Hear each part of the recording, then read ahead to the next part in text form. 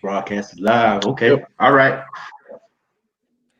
And we're back. Welcome to another edition of Red Cup Rants, the final show of Red Cup Rants of the 2019 year. I'm your host, Dre. I got two Hold of up, us. Dre. That mean that hold on, Dre. That means this is the final show of the decade. Shitty Man, ass the final decade. show of the decade, man. That's crazy, man. Shitty I ass got my hitters decade. with me. I got Mad Mike, of course, and I got Dex, Big Dex. Yeah. Phil might come in tonight. We did have a special guest that was gonna come on with us tonight, but he's fighting food poisoning, so he might come on tonight. That's Patrick. Ooh, Sean might be joining us for a ooh. little bit. So, but right now, it's just the three amigos, Anthros, Pothros, and whatever the other amigo's name was. That M guy, the M. Musketeers, the Musketeers, man, the three amigos, whatever their names What? was. Wait. What did you just? The three amigos, three Musketeers, the three something. Nah. What did you call us? Ambrose. Anthros, Anthros, Prothros, and whatever the other dude's name was. I don't know what Did the you other just name call me was. Anthrax? Did you just call me Anthrax, my guy? Wait. Anthros, Prothros. I I don't say know what Anthros. you're talking about. All right, how about Larry, Curly, and Moe, the Three Stooges? How about that? No. We'll keep that Anthrax. Nah, I'm good But on we are that one. back. We're doing a wrap up. This show's gonna be a little different tonight. Usually we'll come with the hot sports topics. We'll probably get into that, but this is mostly just a recap. This has been a very, very, very interesting year in sports. Very interesting year in non-sports. So, um, and also if anybody has a sports moment they want to share, hit us on that line. You see it down there at the bottom. Hit us in that line if you want to share some stories. We're more than happy to get you to come on. So, all right, fellas, man, this is the last show of 2019, man. So let's go. Uh, Give me a second. I forgot to open up the chat line. My bad, people. It ain't like y'all calling in 3 minutes into the show Here anyway. you go. How you gonna? Bro, I swear to God. I swear Like to God. this. This is what we're doing. This is what we're doing in 2019, man. This is what we're Hey, doing, we gonna man. leave all this bald headed hoe shit in 2019. You understand? We gotta keep ball head whole shit. We gotta keep ball. No. We're not doing that. We're not We doing gotta that. do ball head whole shit. Well, I know when I turn 40, I gotta do ball head whole shit on my 40th. So. Wait, what? Hey man, I already got plans in motion. We gonna talk offline. Hey man, Hey, look, it's my 40th birthday, and like I said, I gotta have my RCR family, my SPN Wait, network. wait, wait, And, wait, wait, wait, no, wait, it's not gonna be. It's wait, not. No, it's not gonna be wait, like. It's not gonna wait. be like that. It's I not gonna got be like something for that. you. Hold on. I got something It's not just gonna for be you. like that. But it's gonna be like, it's my 40th, man. I mean, not a lot of people. Wait. Did Not a you lot of. just did you just say Well, not a lot of people that look like me as a man, especially with Dre, that. With wait that. a minute, Dre. Wait a minute. Did you just say you got to do bald headed hoe shit for your 40th? Hey man, it's a blessing, man. I mean, not a lot of people. Hold on. I have a you sure response for you? that. I've got a Oh response for wait. that. Oh shit. You're fired. How you gonna fire me on my day off? Damn, you got to be a dumb motherfucker to get How you fired on your gonna day fire off. on- But no, seriously, with all due seriousness though, being at my age as a black man who's been through a lot as far as health health health decisions and Bald and headed hoe shit 2020. Oh stuff my that's happened god. with us, stuff that's happened with us, and black men don't make it this far. It's a blessing, man. It's a blessing to be at this point in your life where you're about to turn the big 4-0, and God, hopefully, God willing, I get to see that in 2020. So I know a lot of people will be, a lot of people be like, oh, I don't want to see that. I don't have midlife crisis. But I'm embracing it. I'm I don't embracing want to be a player no more. Yeah, that shit. I'm right there with you, it. Hey, bro. look, long as great value, still like give you. See, we was good until you said that. We was Man, good you until you know said what? that, bro. I'm a But secret but weapon, but which we is in a good. red I cup. mean, everybody look. Everybody that's with us tonight, that's gonna hang with us for these couple of hours before we ring in the new year. We Stop appreciate it. it from the Right, bottom of our heart. like LaDonna said, stop it. Hey man, what y'all Oh talking my about? God. I got stock in great value, so y'all better stop bullshitting. That's what money is. I'm trying to tell you. You'd be surprised how But many great, people buy. You'll be look, you got surprised. Look, You'll be surprised stock how and great value. So you you'll don't be win surprised. Look, let me tell you like Lord this. have You'll be mercy. surprised who buys great value at Walmart. You just got to peep game, man. Just got to peep game. Dre, Bro. Dre, just let it go. Let the great value go, bro. Hold on, why Making- y'all bullshit? Let me go. Let me get that. Got some great value paprikas I'm gonna use tonight, so I'm just letting y'all know that. So. Paprikas.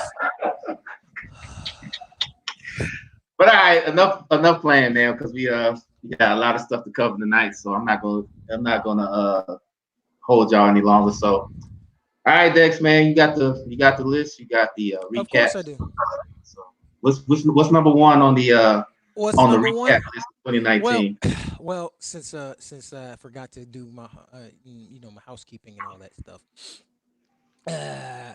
What we're gonna do here this year, well, this end of the year shindig piece of, I don't know what we're gonna call it. We're gonna talk about some memorable moments in the sports world of 2019, and we may recap some of our show moments of 2019. Mm-hmm. Show moments. Oh, We it's probably a couple. It's a couple. We're Mad gonna need that. Mike got show moments we Mad Mike probably is won't. Pro show moments we probably won't. Do the whole clip thing because, well, I ain't gonna lie. I got tired. I was doing a lot of work. Got tired. all I know is that look, let me if I'm a explain. betting man, Hold on. if Let I'm me a betting explain. man, look, I'm just gonna say it like this: if I'm a betting man, Mad Mike's got at least two good ones. He's got at least two good ones.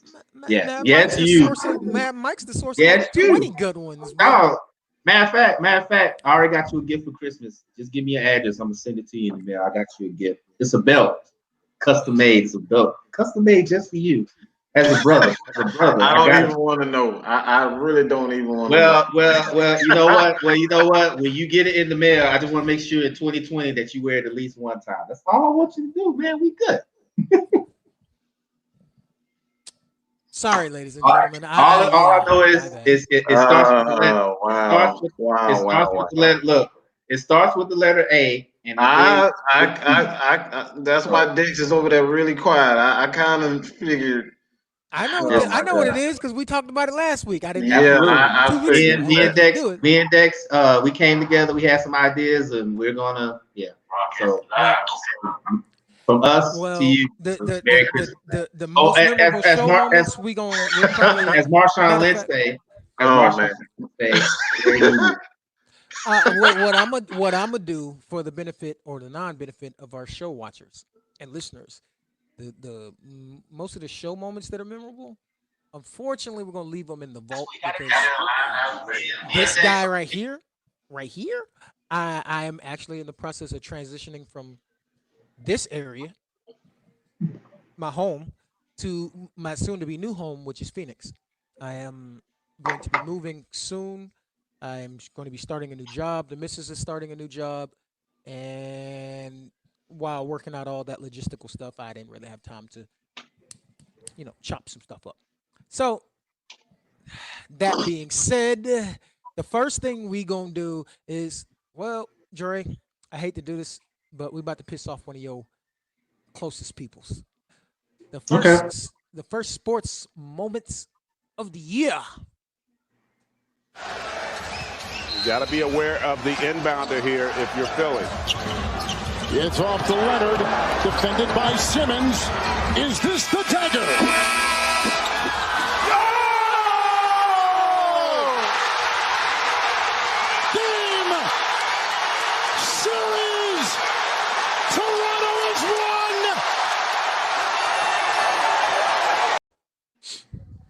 You're not well. I mean,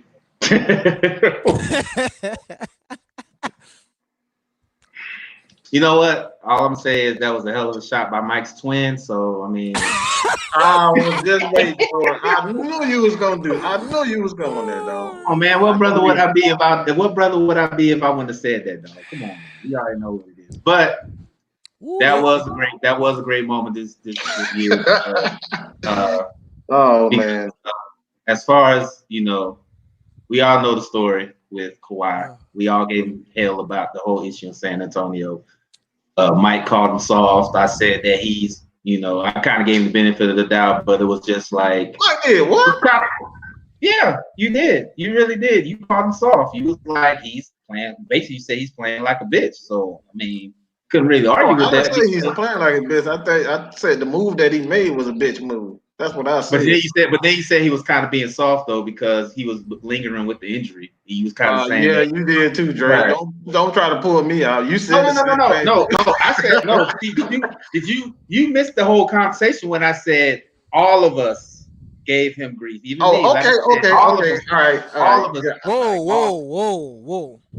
I did not. Okay. I was okay with load management, and y'all called me out for it. Here we go. Anyway, like I was saying, I don't believe all that of us I don't believe gave him hell about this decision. No. You know what? Honestly, the three old men, the three amigos of this Danery did, you, Mike, and Phil. And I was the one saying I didn't have a problem with it, and y'all damn near. Man, you know damn well. Like I said before, look. Stop. Like I said before, it was nothing wrong with that all dude. of us, hey, you're guilt by association. You're in this. So anyway, God damn it. So anyway, like I was saying, we all gave this man grief about his decision, about his injury, I guess. Alleged quad injury. Right. So, but in essence, he got shifted to Toronto because I mean they pretty much was like tired of his mess. I didn't really think it was going to be a good move because I didn't think Kawhi was going to do anything in Toronto, but he surprised the hell out of me. The way the man, I mean, everybody talked about how he took games off and stuff like that. Yeah, that's cool and everything, but see what the man did in playoffs. There he went on in playoffs. I put it second to Dirk's run in 2011 as far as being that guy who basically will. Because I don't think nobody expected Toronto to even be in that position. Yes, granted, Golden State was hurt. They was missing key players, but nobody expected Toronto. Let's be real. That's the only reason why they won, because they was hurt. We all know. He played well, but that was the only reason why they won. I already said that, missing KD and missing a game. I was surprised Golden State made it to 6 games because they was missing some big stuff. But you can't take nothing away from Kawhi. The man went on a run. Nobody expected Toronto to make it to that position because we all know every time Toronto ran into a man named LeBron James, you know what happened. So LeBron's out the East. It was pretty much up for grabs. And you had a guy who basically came out of a bad situation in San Antonio. He goes to Toronto, and all of a sudden he goes on this incredible run. He does. Like, I can't take that away from him, even though it was kind of jacked up how it happened, how he got there. You can't fault the man for that, and you can't deny his play either. You can't. So his run in the playoffs, I put it number 2 behind Dirk in 2011. Okay. Hey, you ain't good. You got nothing. I have nothing to say about that. Other than, like I said, it was all luck. Let's just be honest. It was all luck, but sometimes that's what you need to win championship. Just a little bit of luck, and I think we know that as Falcons fans, we need just a little bit of luck, and they got that. Everything just bounced that way. So can't hate on it, man. That's what you need. I mean, that's really what it is. It's really what it is. It's just, it's like what Lee Corso says all the time. What's hard work is when what's luck is when hard work meets opportunity. And yes, sir. The Raptors took that opportunity and ran the fuck with it because they ended up winning the championship. So I mean, yeah, granted that, like you said, the Warriors were the walking wounded, but I gotta give props to Golden State because when Kevin Durant went down with an injury, and then Clay went down with his injury, it was basically just Steph Curry and Draymond Green. They still took it to 6 games. So you got to give props to Golden State. They still fought their ass off. And, the dude said, if Golden State was healthy, it would have been 5 games. I agree. I really do. Yeah, easy. Easy. Kevin Durant, you saw what Kevin Durant did in them little 10 minutes before he got hurt. He already had 12 points. Yeah. So if Kevin Durant and Klay Thompson was fully healthy, we'd be talking about a whole different thing. But like I said, I can't take nothing away from Kawhi and what he made that team. And then Siakam, who came out of nowhere. This guy. You said his name right. Oh, wow. Whoa, you said his name. I told you that we're trying to. Dex, can you believe this, bro? He actually said his name right. For anybody that knows me, I'm like Steve Harvey. I'm like Steve Harvey when it comes to words. I butcher a lot of words. So when I said Siakam, it's because what I want to call him, I can't call him. You can't call him. It's what it is. I can't call him what I want to call him. Yo. But anyway, before Dex, because Dex got that look in his eye, Siakam really. I mean, everybody talks about Kawhi. Everybody talks about Lowry. You know, Mike gives Lowry a lot of grief because Lowry sometimes is inconsistent. But the fact of the matter is, unfortunately, you can call him that because if you didn't hear the other day, the United States put Wakanda on the actual list of nations they trade with. Oh, so that's according to 45, but we ain't gonna talk about that. This is a family show because we can talk about that all night. But with that being said, everybody talks about Lowry, about how he's inconsistent. Mike has pointed that out plenty of times how inconsistent he could be. Lowry did give them some key moments, but the guy that nobody really talked about who really kind of blossomed before our eyes was Siakam. And especially after Draymond Green made them comments about how he's the best defender in NBA history, and then Siakam dropped 31 points on him in Game 1. Like, you claim you're the best defender in NBA history, but you let me do piss on you. Like, hey, Dre, I'm listening. The Final Four is complete. Yo, Phil, what up, though? Oh, he's there. What up, Phil? What up, Phil? What you got, bro? Oh, man. Come on, man. Don't be being all dramatic. Bring your ass in and say something. Damn. He acting like this the Royal Rumble, and he got to come in entrant number 30. Well, Phil said he's here, so we're gonna work on that. I'm working on getting everything blended together. That's cool. Let's hold on together. Yeah. Oop, there we go. We'll do it that way. He said he just got off work and he's here with us. And things and you did enunciate your words and everything. And shout out to honestly, the reason why I did it is because we're trying to make this a family show. We're trying to not offend. Get me fine. All right, get me fine. Let's be honest. Not right. Get me fine. We're trying not to. I ain't worried about your damn fines. No, I mean, I can't even log into my Gmail account right now. You talking about a damn fine? Shut the hell up. There's other words in my repertoire that I would love to use, but we said that we're not going to do that. So I'm trying to get better. So I went and practiced saying his name right before I got on the air. You practiced saying Siakam. I did. I actually did. Hey man, sometimes I feel like a proud grandfather over here. Here you go, see, and I'm older than you. So you shut the hell up. I'm older than you. Hey man, good job, boy. Good job. You did good, boy. You did. Anyway, but yeah, that's my thought about the whole. Do I think Kawhi is the best player right now? Yeah, right now. But we all know who's the best player.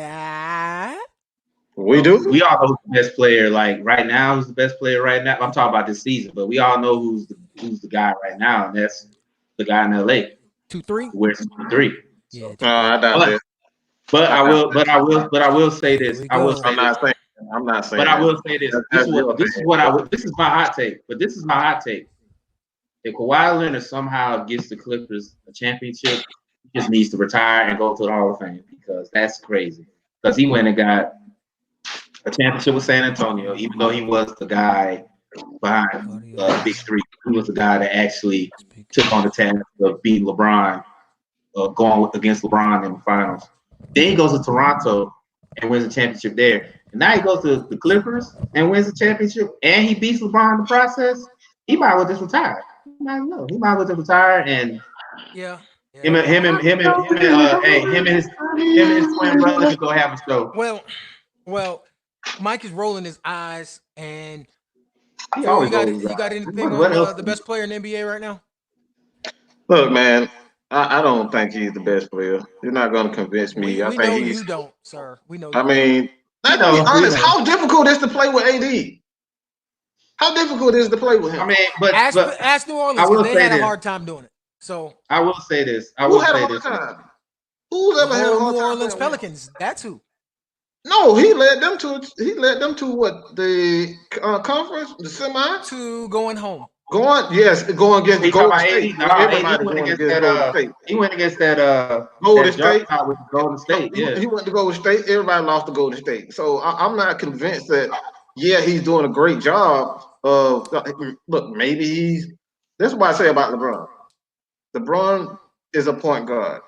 It's not difficult to be a point guard doing what he's doing right now. What's difficult, right, for me, what I'm going to say when LeBron is LeBron, and he's the best player in the league, is when he gets to the playoff and he shows another level. Because we already seen this with LeBron. This ain't nothing new. This is nothing new. And like, it's much easier to play with a big man than it is to play with guards. Everyone who's ever played the game can say, if you got a big man, it's much, much easier. Just ask Kobe. Kobe wish he had Shaq. I will say it's about Kobe. He did push for the Lakers to go get a big man. They went and got the Gasol, won 2 more championships. So. Okay. I mean, don't get me wrong, but see, you know what? I say it like this. Do I blame LeBron for starting the whole super team thing? Yes and no. But I've seen other players do it. I mean, look at Kawhi. Kawhi went and got Paul George out of OKC. So I mean, you always gonna have that one player who is the star player, which is Kawhi. But then you have to have a sidekick. Jordan had Pippen. We didn't know how Pippen was gonna turn out, but we know that he turned out to play beat. But everybody it's a team effort, like you said, Mike. Chemistry and the team effort, it always prevails, regardless of how much talent you got. Because if that was the case, then the Yankees should have won another championship because all the talent they had, and that super team that the Lakers had when they had Gary Payton, all the talent that they bought, all the talent they had, about that, and they lost to Detroit. So I mean, it's like you said, Mike. I think that's why AD and LeBron works, because you can see the chemistry. So that's why I think that personally, it's a lot. Like I said, I played basketball. Basketball was my second next to baseball. Believe it or not, baseball was my first love. And I played basketball. And trust me, it's a lot easier to play with a big man than it is to play with guards. Right. And that's why I said I'm not impressed with LeBron. Not everybody can be the Bulls. Bulls had crappy big men. Not everybody can be the that's not necessarily like the Bulls played like they played like a team that featured a big man. Jordan was their big man. You put him in the post, let him do that turnaround, post up, turnaround, jump shot, bam. That's what they did. So it's not necessarily, like I said, anybody with a post game, anybody with a mid range game, like an AD, you can feature these guys and they pretty much take control of a team. I'm not, I said, I'm not discrediting what LeBron is doing. I'm not discrediting, but I'm not surprised, and I will not say he's the best player in the league right now. Right now, the Lakers are the best team. They're playing the best. But I wouldn't necessarily say LeBron is the best player in the league. Okay. Wait. Okay. It's a team game. It's a team game.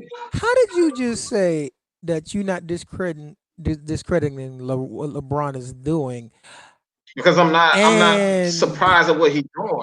And then you just said you're not impressed by what LeBron has done. Well, basically, Mike is saying is that he knows LeBron, what he brings to the table, but he has that sidekick to alleviate. It's not like it was in Cleveland. You know what? Well, we're going to go to a sport. The next one on the list is a sport without sidekicks. Talk about it. Because I ain't about to ramble for 2 hours about this. But I will say that middle name is LeBron and he just hating, bro. Like, don't listen to Dex, man. Don't listen to none of these things. Look. His middle name LeBron, and anytime yeah, you know how it goes. Hey, I was told. You know what, Kawhi Jr. Don't get your ass kicked now. Hey, look. I was told. Wow.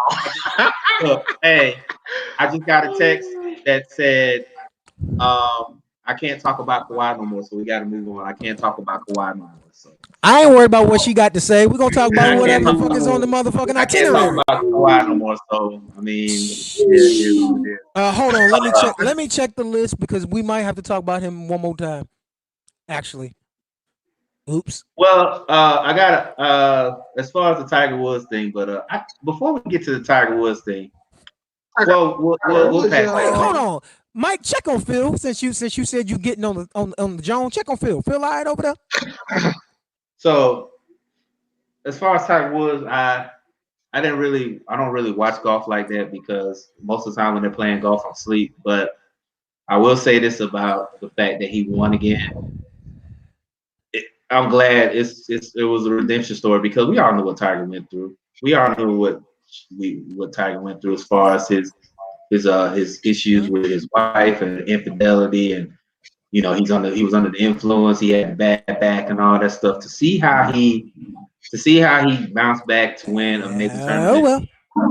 To me personally, and this is just my take, I think he's the greatest golfer in golf history. That's just me. I know you got Jack Nicklaus. I know you got Jack Nicklaus. I know you got other guys. I can't really name them all, but name another guy that came back from a bad back. Because in golf you need your back because you need that momentum swing. Name another guy that came back from a major back problems, knees, and won a major. Stress fractures. Like he tore that leg up. Like he destroyed his leg, bro. He destroyed that leg. Picture tearing your ACL, MCL, and then you got stress fractures with your leg also on top of it. Like, and then you got a bad black. Like this dude, I don't know how he was walking because like I sprained, had a slight tear in my ACL, and I thought I was gonna die. All right, I thought I was gonna die. I couldn't walk. This dude walking around with back issues. I don't know how he did it, and he's back better than ever. So, man, how can you hate on Tiger? Like seriously, how can you? No, well, we know who hates on Tiger. I can't say the name. We can't say the name. We know who hates on Tiger. So you said, how can you hate on Tiger? Well, the miss talking about he had about 16 mistresses, so that there you go. But you know what? He got a damn thing. He down somewhere. Damn hoes in different area. Wow. Look, let me tell you something. Let me tell you something right now, right quick. Let me tell you something. Every athlete 770 in the 404. Worldwide, bitch. You act like you ain't know. I'll probably get a lot of stuff when I say this, but every athlete has a side chick somewhere. So. Oh, LeBron too. Yeah, all of them. Your boy Seth. That's why LeBron. I'm pretty sure Seth liked a couple model chicks on Instagram. He passed the real. I'm just saying. So you better believe that. So, but I do see a comment from Matt. He said Tiger Woods did not only win at Masters again, he won at life. That's true. That's really true. It's really true. So I mean, what can you say about the man? The man, that's a true redemption story. So, well, he did his thug thistle. With that being said, because we got a whole plethora of things to talk about. Give me just a second. Even LB said no lies about side chicks. Every athlete has a side chick somewhere. Trust me. Where is it? So this is our next topic. Come on now. I'm gonna let the Vidya game play, and we'll talk about it when it's over. Ready, break. Quick snap, Breeze. Pass is incomplete, no flag for Tommy Lee Lewis. Nickel Roby-Coleman delivered a hit, and the two officials talk to each other. Crowd's going crazy as there's no flag right on the Saints sideline. Well, if Nickel Roby-Coleman plays the ball, it's an interception. It's probably going the other way with it. I mean, the ball's on the other side of Roby-Coleman, and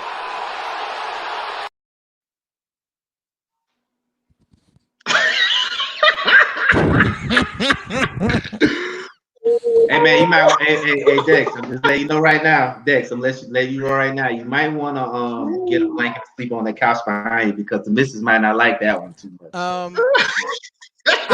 I will let you guys know that yes, the missus is a Saints fan. She is from Shreveport, Louisiana, and we watched that game live.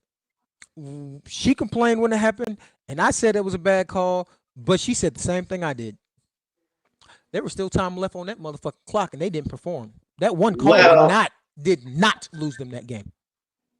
Well, nobody talks about Drew Brees throwing a pick in overtime. Ooh, they didn't say that. They forgot about that one, didn't they? They forgot about that. We ain't talking about There's still time on that motherfucking clock, and that final whistle has not blown. You play to win. If you do not, your coach's foolish call can get your ass burned because Drew Brees said, "Why don't we run it and get the fuck out of here?" No, not Sean Payton. What did I say? What did I say last week? About Sean Payton and his arrogance? What did I say? You know? Oh, his arrogance has cost him plenty games.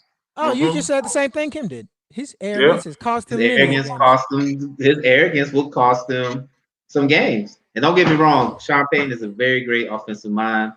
Drew Brees will probably get a gold jacket. But there have been times where Sean Payton has cost the Saints a lot of games because of his arrogance. It's because I get it. You want to prove a point.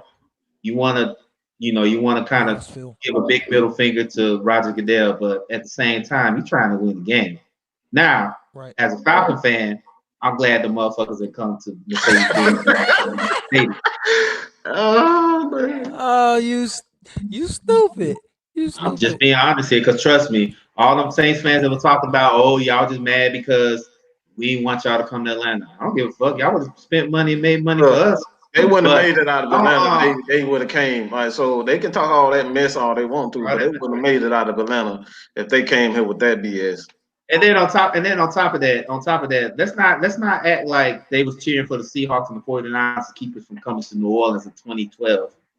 Well, and one thing I'm gonna tell people, because there's a Facebook comment to where they said this: if he catches that ball that call is made correctly, the Saints kneel down twice, get 3 points, and the game's over. That's not necessarily true. In football, if you have not been watching as of lately, in the last couple of years, nothing is a certainty. Ever since they moved the extra point back, I've seen more missed extra points than I have seen in all my entire life.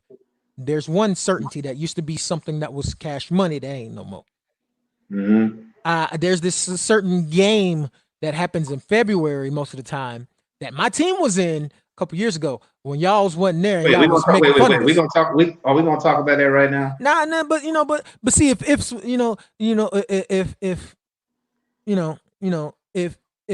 everybody had ifs, fifths as ifs, we all be fucked up. You know what I'm saying? So let's go ahead and talk about it. Because that 28-3 game that y'all love to spout.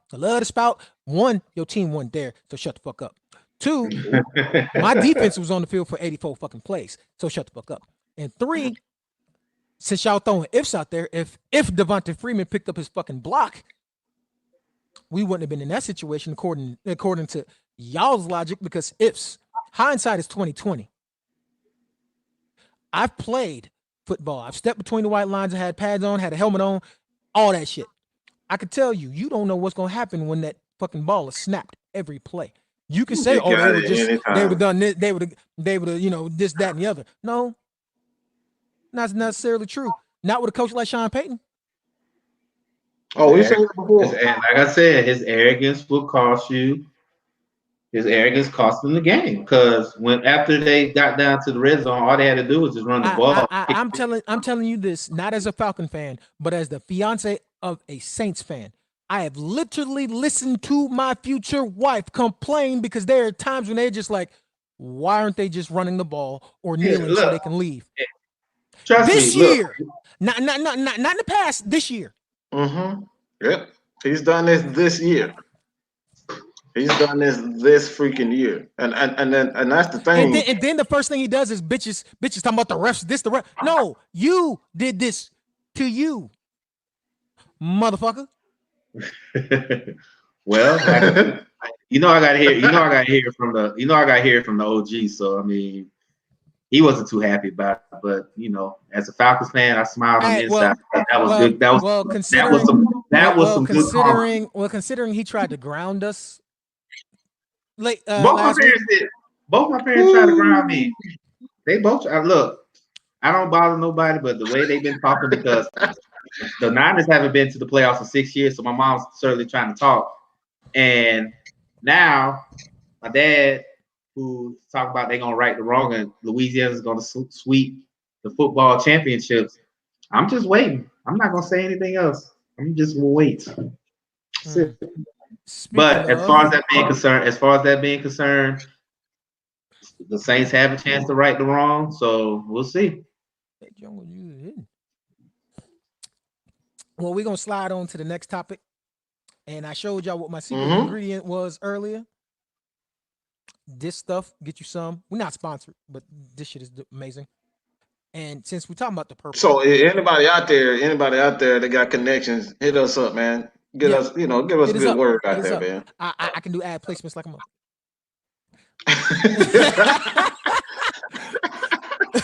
But speaking of the purple, please get my brothers, because they on some shit today. So just like you every other week, bro. I don't know what you're talking about. I'm the good one. That's until you angry. That's until he turned into Dre. You know what? Actually, I haven't been angry. Sir, I need you to look down into the control room and see what our producers, that face she's making at you. Look, I got plenty of faces now. I got a face. No, boy. I got a face because I was talking about Kawhi, and now I got another face. So guess what? It's gonna be a bunch of faces come 2019, because 2020 is gonna be HHS. I ain't gonna be worried about it. Okay. With that being said, we're gonna talk about the newest. Okay. That's what we're gonna let this ride real quick, and then we can talk about the newest thing football has witnessed. Middle of the field. It's a second down and 3. Jackson takes it himself. Look at him dart back and forth. Oh! He broke his ankles. Now he's got an entourage. And he's got a touchdown. He is Houdini. What a play. 47-yard touchdown run by the magical quarterback, Lamar Jackson. Wow. Well, just watch this. Go ahead and freeze it. Just watch Carlos Dunlap right there. Wow. That looks pretty good for a running back. Or wide receiver. Or I got another story. I got an interesting tidbit. Mark Richt wanted him to play safety at Georgia. Yeah. Mm-hmm. Yeah, I know. And we're still getting. Mama wasn't trying to hear that. Mama said my baby's a quarterback. And we're still getting thrashed about it to this moment, because how many quarterbacks Georgia got? And the funny thing is people have been trying to put it on Kirby Smart like it's Kirby's idea to make him play safety. How many quarterbacks we let leave? Cam Newton, Deshaun Watson, Lamar Jackson, Justin Fields, Trevor Lawrence. But that sounds like a whole lot of Mark Richt. But you know what? Trevor Lawrence was Kirby, and Fields was Kirby. Well, you know what? I think the reason why we didn't go after Trevor Lawrence, because we already had Easton in the fold. That's why. We sure did. We did. But I will say this to everybody that says that Georgia can't produce no players. Look at what we're doing right now. A lot of players, like I know everybody talks about Florida, Texas, California, Louisiana, but Georgia put out some players now. And it's just the fact that now we have a coach that's keeping them in state, because Mark Richt will let everybody go. Everybody. Not granted, we don't keep everybody in state, which that's cool, but he's keeping majority of them in state. We just got to put it all together. But with that being said, as far as the Lamar Jackson thing, Lamar Jackson, a generational talent, and I'm happy that he's finally getting ready to do his thing. With that being said, I gotta give a shout out to Wink Martindale, who I think still has an awesome name. Wink Martindale, he was either gonna be a football coach or a game show host. He went out, him and Harbaugh and I don't know the other guy's name, the analytical coordinator who basically gives out the numbers.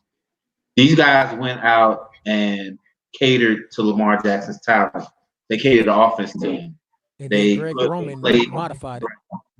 They put plays in position for him to be successful as he has been. I didn't expect him to take off like this, but I'm glad I'm seeing it. And I have a son, and he's seeing it as well. So it's not just Lamar Jackson as well. It's Patrick Mahomes, it's Deshaun Watson, those guys, to name a few, who are actually leading this new wave. Because, like I said, Brady, Breeze, and we already said Brady and Breeze and Rodgers are the big three.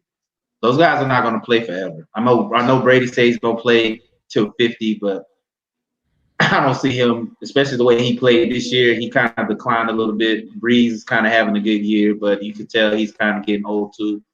Aaron Rodgers, even though he's a bad man, he's about to become the old man eventually. Did you say about to? About to, yeah. But the thing about it is the fact of the matter is you're seeing the young guys. No, sir. There's no about to. He is. Yeah, the old but man. but they're still in the playoffs. Like I said, what I say last week, you got the young guy, you got the young Lions, but you still got the old Lions you got to get through. Breeze and Rodgers and Brady are still in the playoffs, and you got to get past the old Lions. But to see how Lamar Jackson has taken off, to see how Patrick Mahomes has taken off, Mahomes won the MVP last year. Jackson's going to win it this year. So, I mean, I'm the quarterback position is, it's going to be pretty good after those three leave, All I gotta say is that I am excited for Lamar Jackson. I like what Greg Roman and Baltimore Wink are doing with him. Wink Martindale, man. I like what Wink started and Greg is doing with them. All I gotta say is, me personally, I think they need to tip their cap, show a little respect to their prototype, which was Colin Kaepernick. Yeah, he did it in 2014, and people's like, "Oh, yeah, whatever." And people, you talk about people talking about his stats in the last time he played. However, if you look at his stats versus some of the quarterbacks that are starters right now, we gonna move on. So, with that being said, but you gotta look at it like this.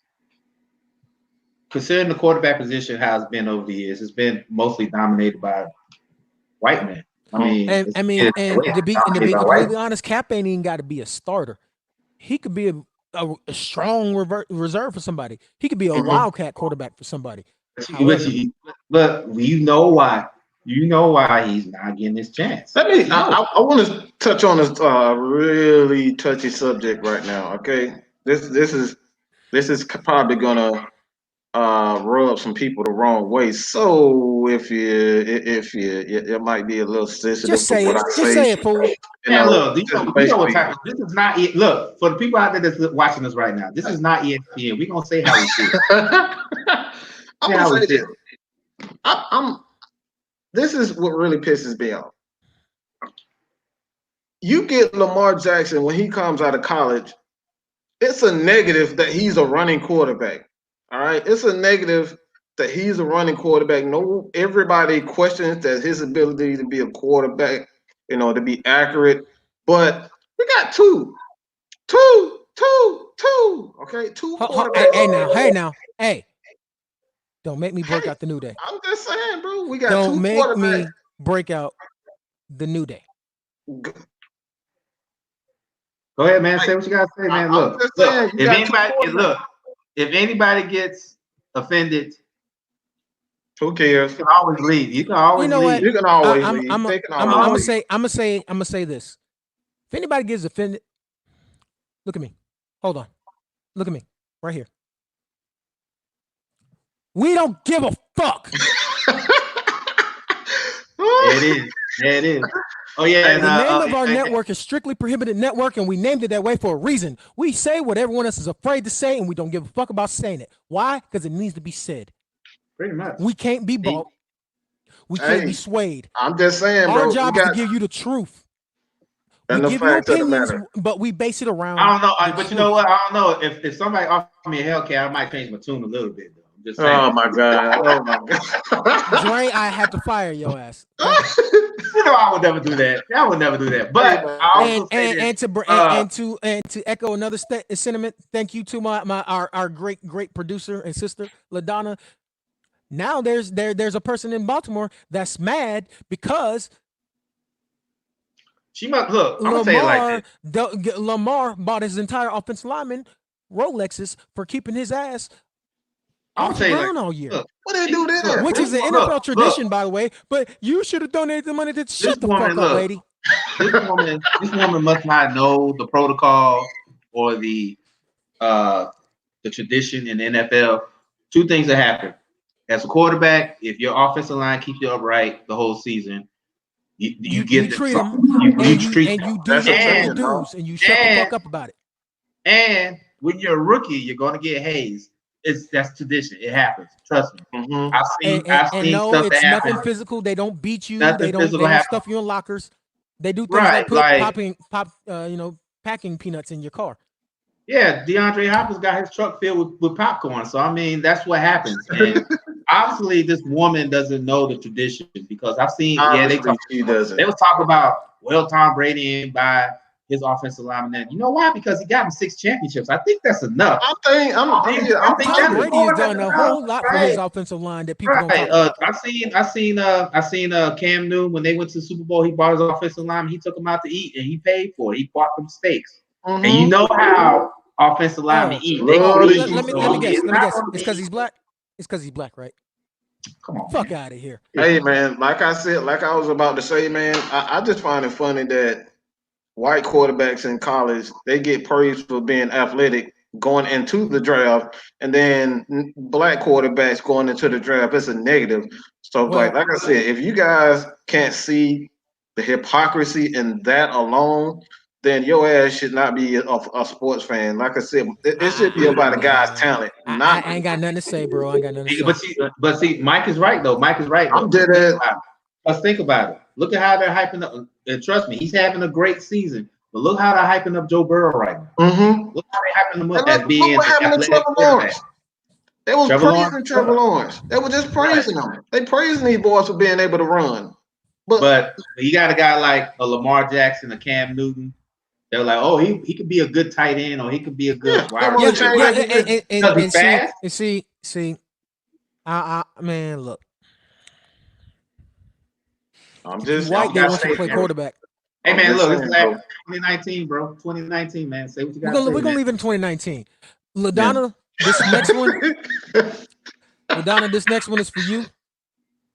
And Krug up with it, and the Blues at the bench are realizing that they are going to be champions. 10 seconds to go. The longest wait for a first title any team in this league has had. For the first time in their history, the St. Louis Blues are the Stanley Cup champions.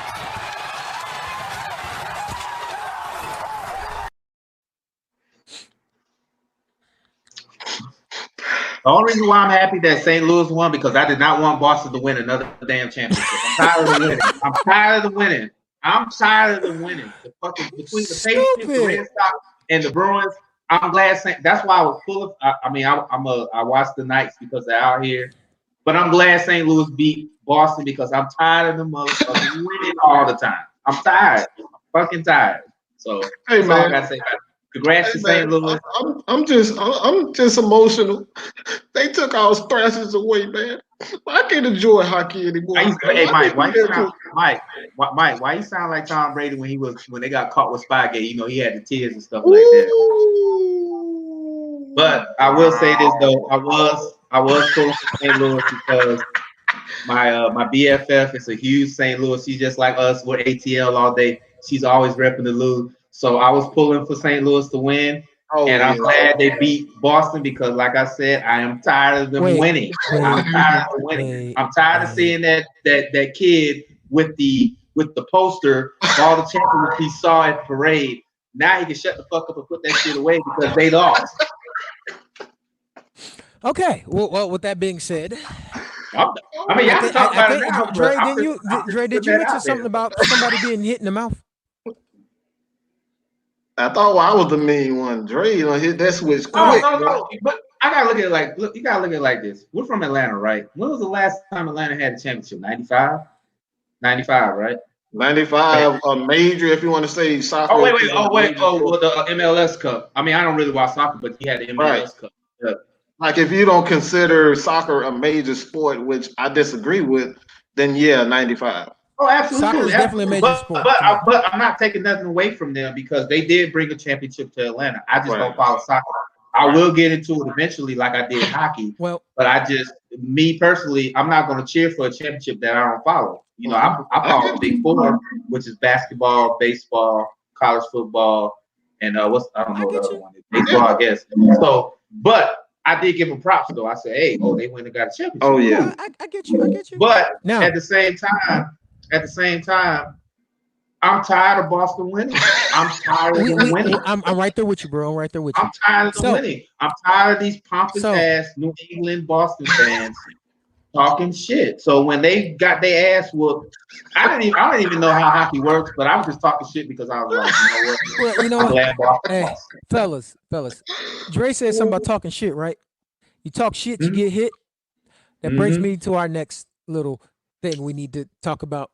No, we're not talking about the one. We're not talking about our glorious background. That's coming up later. We're talking about this version of talking shit and getting hit. Dad bod 2019, baby. and if you know us, you know anything about us, we have our business group. We got our family group and all that other stuff. In our business group, Dad bod took over the world. We ended up with Hispanic names in our chat.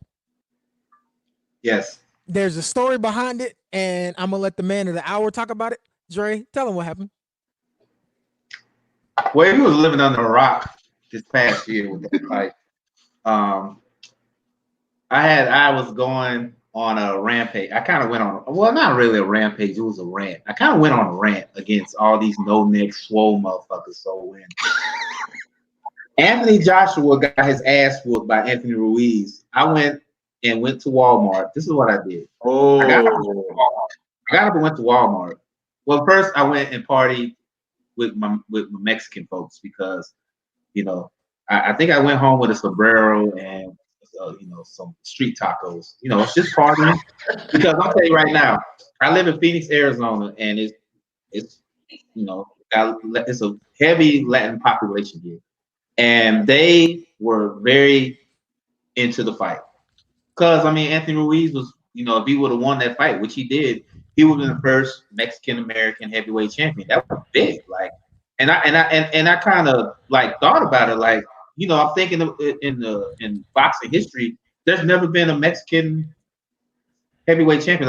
They say Ruiz, but Ruiz wasn't really Mexican. He was more of the Cuban side. So I was just like, that's crazy. Before Dad bod, there had not been a heavyweight. There has not been a Mexican American champion. Yeah. I thought John Ruiz, because John Ruiz won it. I don't know. I gotta check that. Brian, I know Brian's out there. He's a big boxing fan. Did Ruiz win the championship before? Did he ever win the heavyweight championship? Somebody answer that question for me. I don't think he. LaDonna said no. Whoever's no, I don't think. I don't remember. Oh, he's never won. I remember he went for it twice. He lost to Evander Holyfield. And he lost to Tony. So yeah, there's never in this lineage of boxing. See, Ruiz won it, but he's of Puerto Rican descent. Okay. Well, as far but as far as it, there's never been a Latino. No, and there's never been a Mexican. Never been a American. And that's winning the belt before Dad bod. Right, and that's crazy because you look at the lineage of boxing from the 1800s to now. You telling me there's never been? Yeah, that's crazy. That's crazy. That is crazy. Still crazy. You figure considering the fact that you had guys like Roberto Duran, Julio Cesar Chavez, Canelo Alvarez, these guys, and Canelo's there's never been middleweight, light heavy. Canelo ain't It's never gonna been. No, it's never been so. Considering the fact that he won it, that really set the precedent. Granted, he lost again because he took him at rock star lifestyle, which I probably would have done if I won it, because nobody expected him to win. I probably would have did the same thing. So, I give him congratulations. And like I said, after I left, my street tacos, I did go to Walmart and get a steak and some fries with gravy on them because I was like, man, Dad buys it. It's because you gotta think about it. You gotta think about it. Orale. Think about it. Look, let me tell you like this. Who out there thought that Anthony Ruiz was going to win that fight? Who really thought honestly, who really thought Ruiz was going to win that fight? Raise your hand. Raise your hand. Raise your hand. I did. Puncher's chance, man. Puncher's chance. I'm telling you. I understand the I would have never thought. I would have never thought. I like me and LaDonna thought it because of puncher's chances, and I like underdogs. So I like underdogs too, but this kind of threw a loop in the process now because now we probably won't even have a Deontay Wilder Anthony Joshua fight now because Joshua already said he's going to fight Ruiz again, which I don't understand. And that's because they fought in Saudi Arabia, and the Ruiz was quick to say yes, that he didn't do what he was supposed to do. He didn't train. But he dad bodied it. So fuck it. You gotta look at it like this. That's not the big money fight that people want to see. That's not the fight. I would love to see Dad Bod get his belt back. No, I don't want to see that. I want to see the winner of Deontay Wilder and Tyson Fury, which is going down in February. I want to see them go against 220. Or was that 222? 22nd February, and I'm off that day, so I will be there. Nobody wants. I'll get my chips together, bro. We'll ride together. Right. Any true fan of boxing like myself does not want to see a Ruiz Joshua fight again. They want to see the winner. They want to see the winner of Fury and Wilder versus Joshua. That's because you got to think about it. Joshua has 4 of the major belts. Wilder and Fury are going to fight for the WBC belt, and they just put up the Ring Magazine belt. So you telling me you don't want a unification 6-belt fight? You know how much money that would make? It would make Floyd Mayweather. Mayweather might want to put on 50 pounds to fight the winner. Lord, don't you start that shit. I'm just saying, you know how much money that's going to generate between Joshua and the winner of that fight? 6 belts on the line. When was the last time 6 belts have been defended? What, Mike Tyson, back in the early 90s? When was the last time that happened? It needs to happen. It really does, but I don't remember the last time 6 belts. It really hasn't happened. So you got to think all 6 at once. I don't know. All 6 at once. So you got to think about it. So you got to look at it like that. Come on, you got to do what the fans. Like I said, that's why I said these. Mike, me and Mike, we talk about it all the time. It's a dirty game, and these promoters and these fighters, they talk all this shit, but when it's time to put ink to paper, everybody shuts the hell up. And I hate that as a boxing fan because now you're making me look bad because you got MMA, they're making these great fights. And these boxers are just posturing right now. So it's crazy, right? It really is. It really is. So that's my wish. My wish for 2020 is to have a unification fight somewhere down the line with 6 belts on the line. Okay. I can rock with that. Well, our next lovely nugget of the day, sports moments of 2019, which is still ongoing. It's going to roll over into 2020. I wish we could leave this bald-headed whole shit in 2019, but we can't.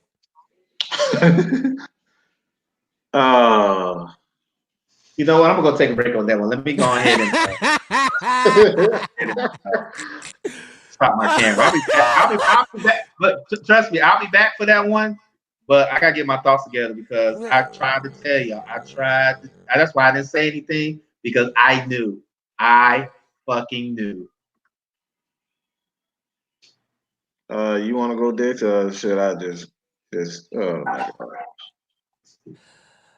I'll say this, man. You know what? I got it. I got it, Mike. All right. those of you who know me know I have PTSD, depression, and a few other things. So I take mental things serious, and I say Antonio needs help. He needs to seek it, and quickly. He needs a better circle of people around him to stop him from doing a lot of the things he's doing, because every time they think about giving him a chance, he digs himself into a deeper hole. How do you get invited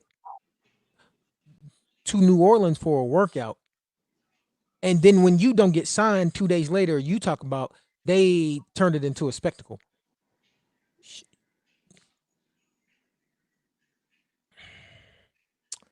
There's a saying that we have in my house. Crack. It's crack, isn't it? Smoking crack. Sometimes I think Antonio Brown is on crack. I'm saying it jokingly because I know he's not. But if you think about the entire situation with Antonio Brown, it feels like he's on crack. One moment he does sound like a crackhead. One moment he's, oh, I want to get back in the league. I miss playing. And the next moment I'm in school and y'all can't stop me. And then the next moment he's threatening witnesses and fuck the NFL and it's some coon this and slave that. And boy, did you drink strychnine again? Did your did you not wrench it around and wrench it off when you fell down, hit your head, and when you fell down the steps like your grandma told you? You went to sleep. You went to sleep. You went to sleep when you got that concussion. This ain't a dream. This is not a game. This is your life you playing with. I used to be with the guys and saying that Vontez Burfict hit fucked him up. That last little chord he had. Burfict broke it. At this point, you know they say a tipsy mind is say a tipsy mouth will say what the sober mind is thinking. At this point, I don't think he ever had the strings attached to begin with. But you know what? I went back and I started to research. You know what? His father, he was off in college. He was off in high school. He was a problem at home as a teenager. And you know what? When Ryan Clark said this exact same thing, people laughed at him, and now he looks like a genius saying this. And the only person that didn't agree with him going to the Saints, is my boy D Block. Shout out to Dennis. I tagged him on the show. He was the only one that was against the Saints signing Antonio Brown. Everybody else was like, "Oh yeah, I remember," because he was like, he didn't want that. He said he didn't want that trouble. He was the only one making sense because every other Saints fan I knew, they was like, "Oh, no, Kim didn't want it either." She said the same thing. I don't want that cancerous player on my team. Y'all not gonna turn this shit into a shit show. We got too much shit to focus on, and a headstrong, egotistical head coach. We don't need him here. It's gonna make it worse. Right, and I told everybody, I said, if Antonio Brown somehow gets signed by New Orleans, he's not going to be the number one receiver. That goes to Michael Thomas, and he wasn't going to be able to handle that. He wants to be the guy, so he was going to start some shit. And then on top of that, he said that when I guess he said it was a publicity stunt. They called him in for a workout, and then when they told him they're passing on him, you know what? Because Sean Payton said, "Not right now." He just made a big spectacle about it. He made a very big spectacle about it, and you gotta look at it like this. And I told everybody, I said, y'all better off signing Dez. Sign Dez. Sign him, because Dez knows his role. Yes, he's passionate, but he's not going to be a distraction. Yes, Antonio Brown to me is a better receiver than Dez, but Dez wasn't going to give you all that trauma either. The difference between those two, besides Antonio being physically the better receiver, Dez does his job. Yes, and everybody, you know what? Everybody Antonio wants it to be a damn show. He wants to be the star. He wants to be the center of attention. And with a team like New Orleans, who's, as much as I hate to talk about it, they're coming together as a unit to make this run. He would have been a big distraction in there. You think if you want the God's honest truth, and I don't want nobody to try to crucify me for saying this, Antonio Brown reminds me of Donald Trump. everything around him is a fucking shit show and a spectacle. It- If it's- it ain't I going mean, my I way, can't argue. I if can't it argue ain't with going that. my way, mean, I'm gonna make it be about me. It seems like everywhere he's been a. And Ryan Clark said it. He said it. When y'all pay Antonio Brown all that money, he's gonna turn into a whole different monster. And guess what? He did. Ryan Clark looks like a damn genius. He really does. He really looks like Nostradamus over there because And you know, I mean, that's why I say. I mean, yes, Antonio Brown is incredibly talented, but he's incredibly crazy too. He's a fucking basket case. I he said never this. got help. He never got help. This was already. and This he was never already he's who he never was. tried to get help. Mhm. People try to recommended help to him, and he lashed out at him. You know what they say? When you give a motherfucker with money who ain't did shit, he gonna even do worse shit when he got money.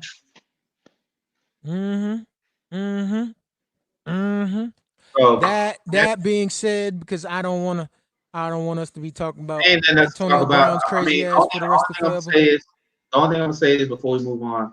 I hope that man gets help. He's incredibly talented, but he needs serious help. He really does.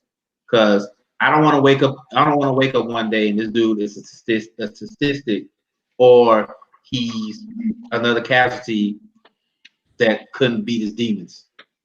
Yeah, I don't want them to. I don't want to see him turn into a statistic, another one. Yeah, you know how much we talk about. His mindset reminds me of the later days of Junior Seau mixed with some with some Aaron Hernandez. Yeah, that guy. Hernandez. Yeah, Hernandez. yeah. One. Like, I mean, we can't. But, like I say, I just want to say this. Go ahead, say what you got to say, because I'm about to make it a little bit more cheery in this. I just want to say this. Look, you know how we serious. You know, we joke and we talk shit about. But look, we're very serious about mental health. If you need help, please get help. Please. As a matter of fact, one of my rants tonight is going to be about that. So, but we're moving on. I'm going to talk about that later on. So go ahead. All right. It's time for me to make it a little bit cheery in here because 2019 start of we lost 3 legends of the game. Mm-hmm. The game of round ball, for those of you wondering, because they ain't dying nothing. They just decided to hang him up. You got Flash, you got the one-legged German wonder, and I believe Tony Parker hung it up too. Yeah, he did after this season. Oh, and I got to add another one to it. This is the Vinsanity Farewell Tour as well. Oh yeah. We're all going. I know. We talked. Mike, so you better find you a babysitter or something so we can go. Oh boy. Shit. Because I definitely plan on being in the building when half man, half amazing hanging up for the very last time. Okay. And also we got to make sure that one of us is Facebook living for LaDonna, because you know she's gonna cry her eyes out when old boy hangs it up. You know what I'm saying? So, bro, I'm. Hey, put up. I can't do it. Hey, look! Somebody put up LaDonna's comment at 7:09. She talked about we're not going to talk about this. Yes, we are. We're going to talk about this.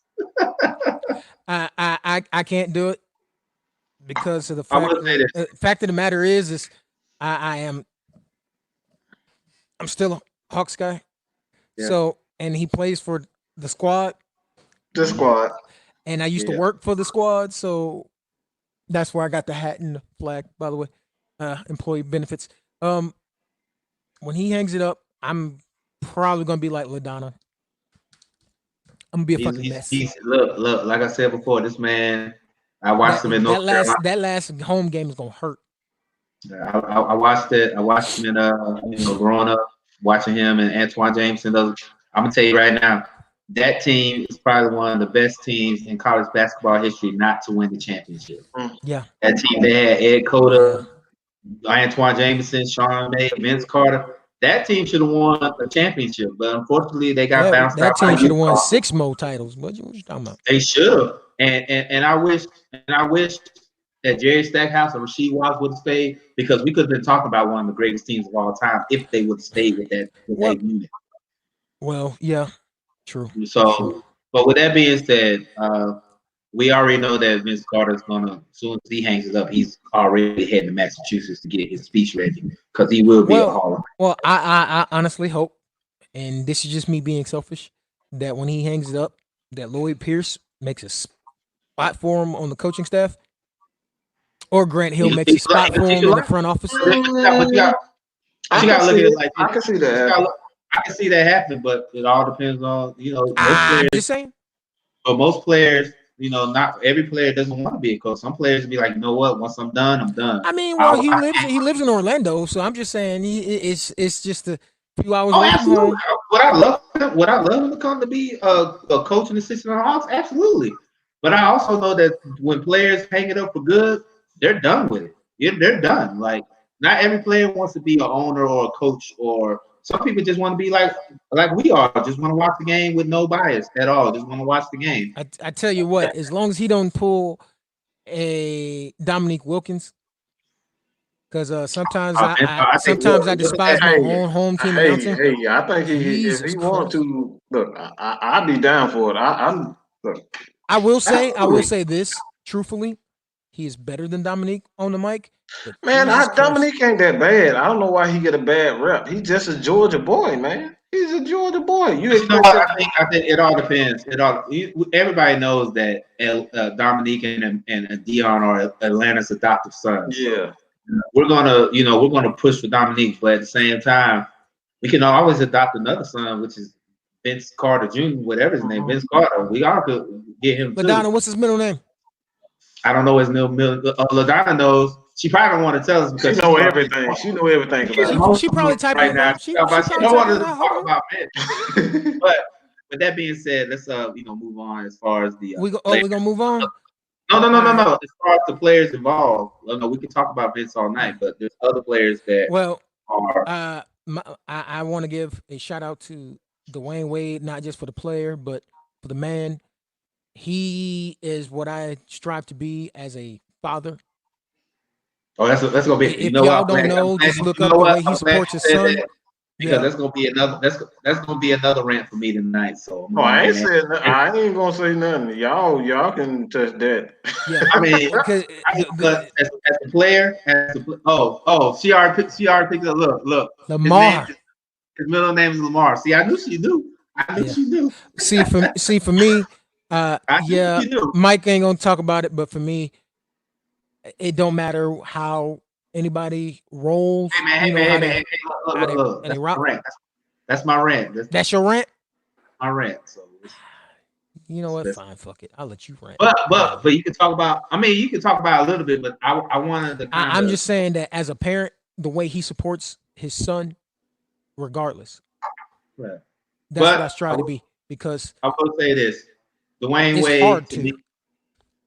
It's hard to be a parent without judgment, And people want to judge you. With the way we were raised to kind of go into things biased and skewed views, and then when a child tells us they see things a different way, we just be like, "What the fuck is wrong with you?" I'm trying to tell you, man. Look. I trust me. I got a 13-year-old, and I really had to learn on the fly on beat. Yeah. You know what? And I say it all the man, time. how about them Braves, man? How about them Braves, bro? How about them Braves, man? How about them Braves? Is that Terrence reminds me a lot of me, but we're gonna talk about it later on. I want to get on Dwayne Wade and Dirk as basketball wise. Dwayne Wade to me is probably. Did he just say get on the ass basketball wise? Yeah, basketball wise. Basketball wise, because I'm trying to be, man. You getting on people's asses? Yo. I gotta take the PC route. I gotta take the PC route because I can say a whole lot of things, but I gotta take the PC route. I don't think Nikki gonna like you getting on somebody else's ass, bro. Man, whatever. She already mad at me because I was talking about Kawhi Leonard, so she good. Anyway, but as far as Dwayne Wade, I think he's probably one of the most. Crystal, hold up, give Crystal ain't loving ass a shout out, man. Oh, look at that. Crystal ain't loving ass. She all right. She all right. Where your husband at, man? What a real man is that? Where your husband? Huh? You be acting up, talking shit. We love you though, sis. We appreciate you tuning in. But back to what you were saying, Dre, about Dirk and the things I one-legged want to say, wonder. And I know we're running a little bit on time. We got a lot more to talk about. I want to say two things. You worry about that. We're doing pretty good, man. We're doing pretty good. Okay, I'm making sure because you know me, I could talk all night about sports. That's one of my things. But I got you. I will say this about Dwayne Wade. I think Dwayne Wade to me is probably the most sacrificial. He sacrificed a lot in his career because we all know what happened when LeBron came to town. And I gotta applaud Dwayne Wade for there's my guy. There he accepting it for what it is, and helping LeBron become the leader that he is now. Because yes, we know that LeBron was this wonder kid out of Akron who had all this potential to be great. But in Cleveland, he was kind of like, he kind of led the Cleveland to the finals, but he didn't know how to lead. I gotta give Dwayne Wade credit for showing LeBron how to be a leader, and the fact that he took a back seat and let LeBron kind of. You just say that, showing him how to be a leader. Showing him how to be Mr. Greatness. Oh, I thought Mr. Greatness was a leader. Oh, well, I'll mute you, Mike. You acting up. I'm about to mute you, Mike. Jordan Daniel was good, dog. Was good. I will say this as far as Michael Jordan had to do the same thing because Michael Jordan, the only thing Michael Jordan was born a leader. We're not gonna do that. Well, he was born a leader, but when he got to the NBA, he had to deal with Detroit, and he had to do he had that. He did. Well, eventually he had to, and then like I said, we all go back to what we said last couple of minutes ago. I guess leaders leave their team and then go to another team after he done won. That's what leaders do. Oh, Mike, I didn't know that's what leaders do. I thought leaders supposed to stand there. You're not calling a spade a spade. If you're gonna talk about the situation, talk about the whole situation. Because you gotta talk about the Dan Gilbert versus LeBron James situation. Talk about it. If not, we're gonna move on. I thought leaders stood with their team. I thought they stood with the leaders don't stand with their team when they hire refs full of shit. Oh, I got it wrong then. Oh my God. I'm wrong. Mike, you been drinking?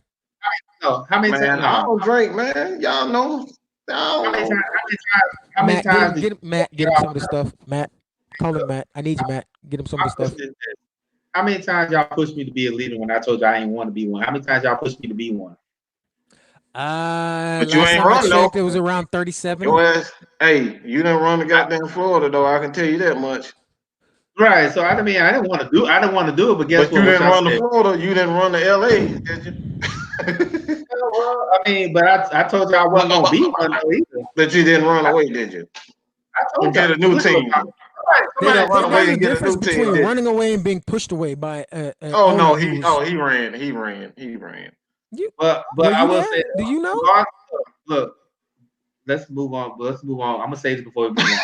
Regardless if he ran or he got pushed. You know what? He still Crystal, take your ass back to Louisiana. You gonna call us country? You know what? Because I'm being a leader. That's why. That's what I do. I'm being a leader right now. Since y'all pushed me to be. Since Mike don't want to admit that LeBron had to take his lumps and had to deal with Dan Gilbert, and that D Wade taught him how to be a team player. To be a leader. So with that being said, I applaud D Wade for doing that because most of us. I applaud Mr. Consistency himself, Dirk Nowitzki, Mr. Dallas Maverick. Well, used to be Dallas Maverick until. Only thing I'm gonna say about Dirk, and then we can move on. Dirk Nowitzki has the greatest NBA playoff run in NBA history. He knocked out Kobe Bryant's Lakers, swept the Spurs, beat OKC with Westbrook, Harden, and Durant. And then he knocked out the big three in Miami. That's the greatest run in NBA. That's all I gotta say. That's the greatest run in NBA history. Argue with your mama. That's all I gotta say. That's it. You trying to be like me, Dre? I'm just saying. You know what? We gonna move on to the next topic because we're just gonna do that. Hold on. Mike say he wants to answer the question. We got a question, man. We got a question from Jordan Daniel in the chat. Let me answer this before we go to the next subject. He said, "Hey, man, Mike, we go what? Damn, I can't see. All right, just keep changing the thing. All right, no, fool. When people, you keep changing. You keep changing. No, it scrolls when people ask. Shut up, Mike. Just look at the screen. Look at the screen. Let me read. Let me see. It says, "Hey, Mike, you think we're gonna let Allison get more reps next year, or you think we might get another RB in the draft or something?" Oh, we're getting another running back. Olsen is going to be our he's going to be our power down back. Yeah, he's going to be the power back. He's going to get plenty of reps because to be honest, I still expect Free to be back unless they took a completely different route. They changed everything. So Free's injury history, from what I've been hearing, is that's pretty much the final nail in the coffin. But that's the thing. I'm talking like as far as the money's concerned, I'm like I think his days are numbered anyway. The money they need that money really to try to that's lock in Austin Hooper. So that's exactly what I'm saying. It's like if the money is the thing that's driving everything, so they could very well keep him for the next year. But after this, like 2020 is it. If we're going to see Free, that's it. We're not going to. 2020 is it. But they're going to try to move. It's more fiscally advantages. I can't remember the word right now. I'm tired to let Free go. Okay, hold on before I say anything. I got my advantageous. That's the word. It's more fiscally advantageous to let Free walk this year or to cut him because we. But not necessarily. I don't necessarily think that because you don't have a guy that can step up. If we cut him this year, we actually free up $14.5 million. But it's not about that. It's not just about the money. The Falcons don't have a veteran. They don't have one that can step up in the absence of Free right now. They don't have anybody. Harry can do that. Shit. So what you're saying is that we're sitting at $12 million. We're sitting at $12 million right now. Right. Should we just draft a running back in the later rounds? I don't. Yeah, that's the thing. I don't think that's. Yes, that's what they're going to do. But what I'm saying is that it's more than just about the money at this point because you did not. Hold on. It's not about just that. It's not about that. You haven't, for one, Edo Smith ruined any chance of the Falcons. Training a guy to come in and step in for Free. We didn't do that. We didn't run the ball. So you got to bring in either a veteran running back or they have to bring in a guy like DeAndre Swift and slowly bring along a guy. Like, you know what I'm saying? But see, Mike, you know Atlanta Falcons are allergic to drafting Georgia players. You know they are. I'm just not just him. The thing is we also get Edo Smith back next year, so we don't really need him. Edo's more injury prone than he is. My question to you, Mike. My question to you, Mike, is okay. Say we keep Freeman. Jordan Daniel brought a good question up. Should he restructure his deal for 1 year? No. I mean, I don't know.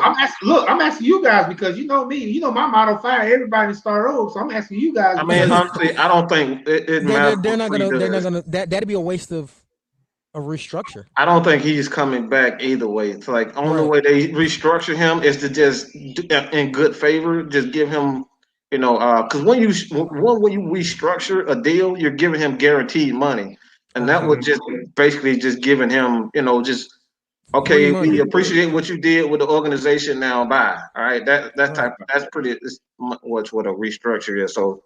Like I said, I don't think it matters. All I know is we did. Ryan and Grady both got bonuses now, so that kind of those deals was they kind of saved us the $12 million. So now the question is, we got all these restricted, all these free agents that we got to sign. I just hope y'all know how I feel. I mean, I want Quinn to come back. That's cool. I just want to see what Dimitri's going to do because right now he's on my shit. Let me say this about restructure. Also, when you restructure a contract, you're pushing money towards the front and pretty much going backwards. A lot of the money that was meant for this year is actually going forward and it goes backwards. So if you're restructuring a deal for Freeman. You're shuffling You're money pushing from money towards the front. he would get this year, but he'd get it the later. money is going to spread go. it out, right? It's There's nothing gonna to go- spread. There's yeah, no it's years gonna to spread out. out, so there's no way to really restructure because he only has 1 year left. You can't. Right. You can't. Right. you So can't have so either way it goes.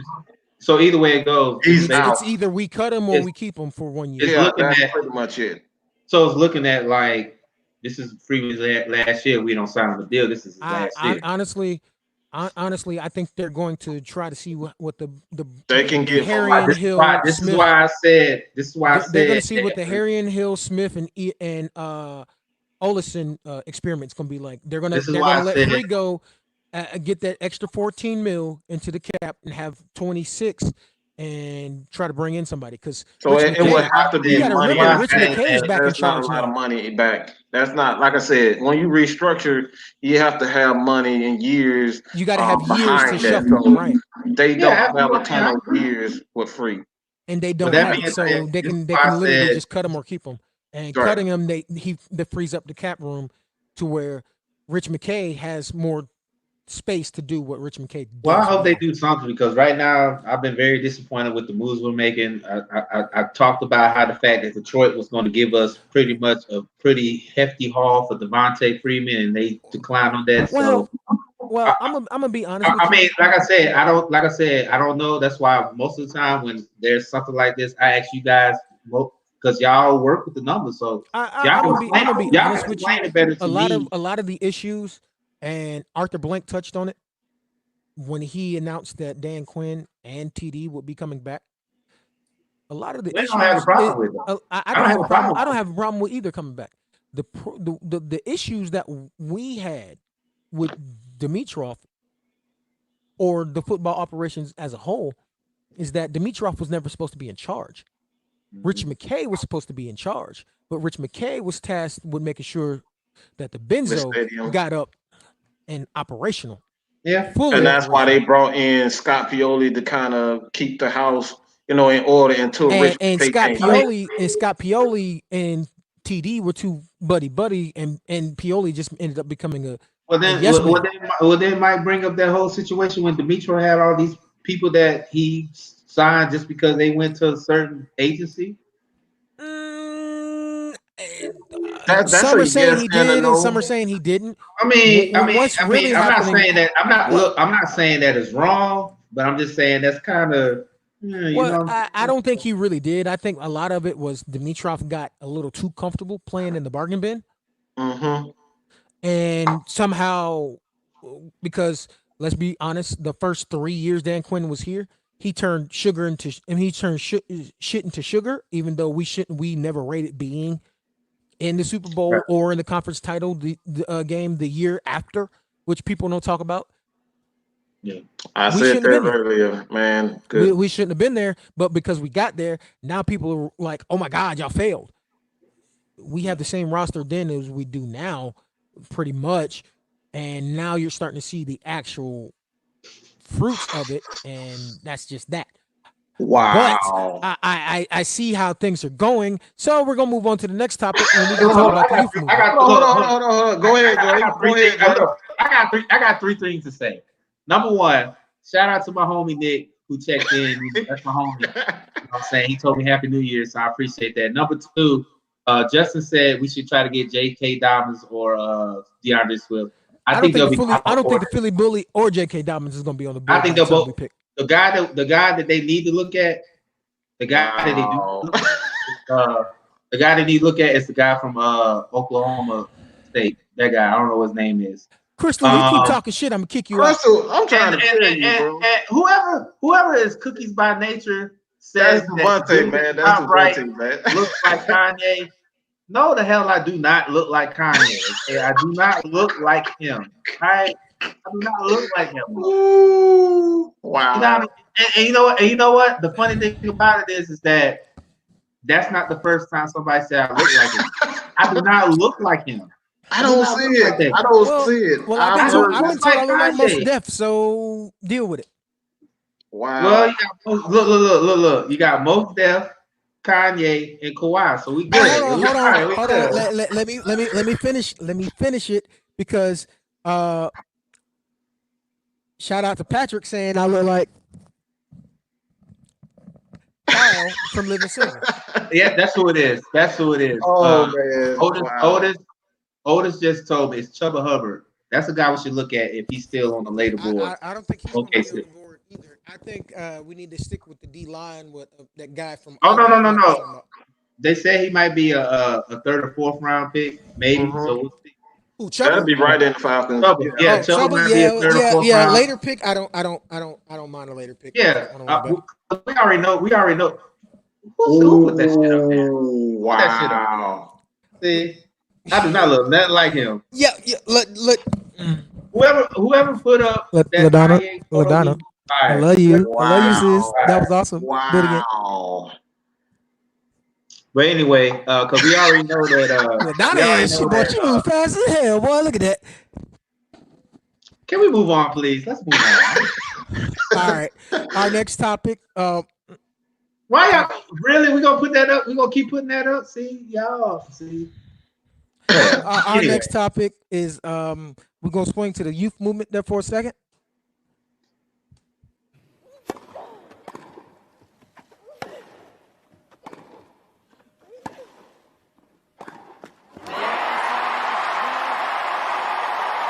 It's a dream debut for the 15-year-old.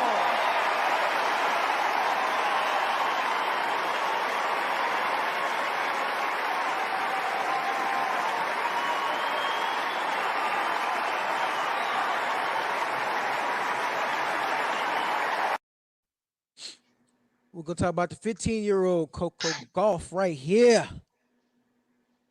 Okay. from mean- America. It's just like football, man. It's just like football, bro. The youth movement's in.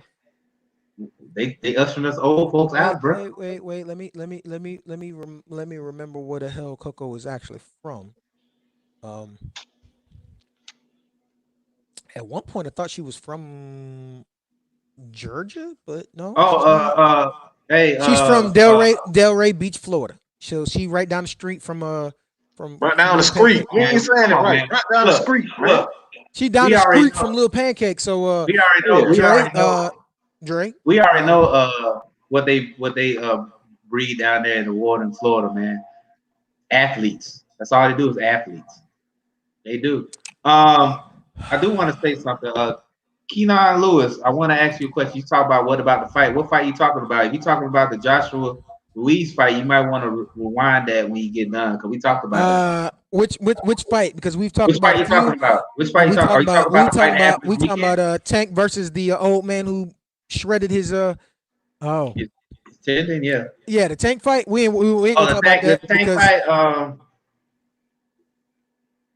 we ain't gotta worry about the Tank fight. We can let Tank and Bud talk about it on on Twitter.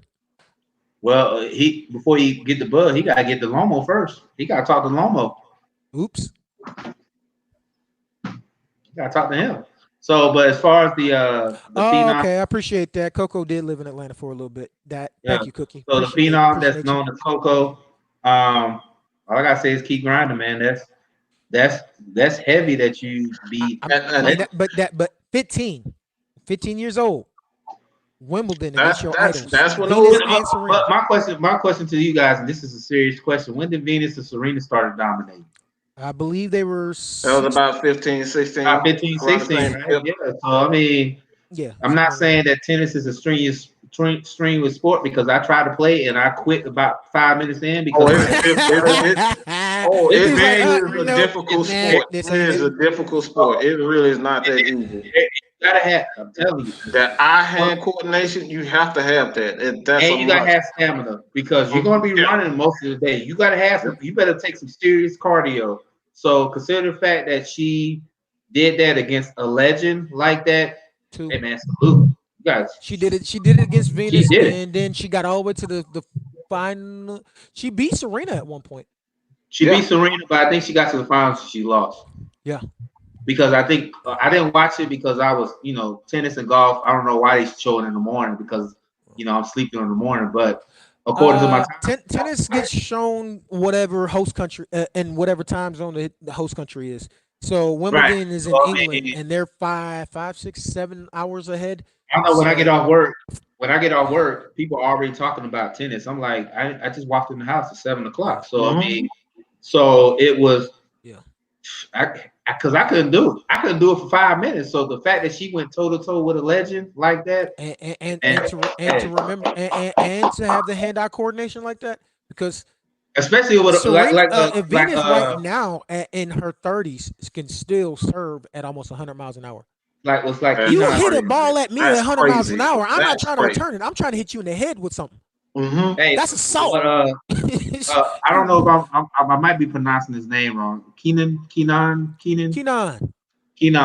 was talking about the fact you got to run around and you got to hit a ball at 125 miles per hour. You know what I mean? You ain't trying to kill me. So. And then some of these players have the audacity to be like, oh, we hit a ball at 125. Let me slice that thing and drop it to like 40. And you go, whoa. Try to play with Venus. Try to play with Venus and Serena. Try to play with those girls. No, I'm good. I'm not. Look, I just want Serena's autograph. I don't want to. Look, like I've been hit. I want to hug. I'm getting crazy. You can get your autograph. I'm getting here. Crazy thought here. You remember that show? You remember that show, Pros versus Joes, back in the day? Yeah. Yeah, that's what I'm saying. I remember that. Yeah, I don't. Nah, I'm good. I remember Pros versus. Matter of fact, I might have to watch that tonight because. And she hit that. Right. She served that thing. So, boy, I was like, yeah, I don't want any parts of that. Like, don't. I'm good. Like I said, I'm good. Just like with golf, tennis is it's a very coordinated sport because everybody talks about how golf is easy. Try to swing and hit the ball. Everybody can't be Happy Gilmore, bro. Everybody can't be Happy Gilmore and swing that ball off that tee. You got to have some serious hand-eye coordination to play golf and tennis. Well, I appreciate that, fellas. Shout out to everyone in the comment sections on all of our platforms. Look. The comments show the comments is lit. Everybody, I appreciate everybody tuning in on New Year's Eve at that. And Joe B, you ain't missed the show, bro. We just chilling, we vibing. You see the squad. We here. I appreciate y'all all checking in. We hope y'all come back for more. And Crystal, I will mess you up talking about chirping. She done called us country. She done called us country and every freaking thing. Like, come on, bro. We all from Georgia. We from the mud. What you talking about? Red clay all day, son. But I want to say this before Dex move on. You know why Joseph didn't come on the show until late, right? Because he had nothing to say until Georgia tapped that ass a couple weeks ago. Yay! Goddamn. Wow. So we can move on, though. We can move on, though. But shout out to my man. Hey, look, shout out to my man Joe B, man. He's a faithful fan. He is a faithful viewer and commentator. He keeps us on our toes. We appreciate it. Somebody get Chris up out of here. Get her out of here. Get out of here. We about to fire Crystal from talking all that. You know what? I don't even want to talk about the next topic, but it's a sports moment. It happened.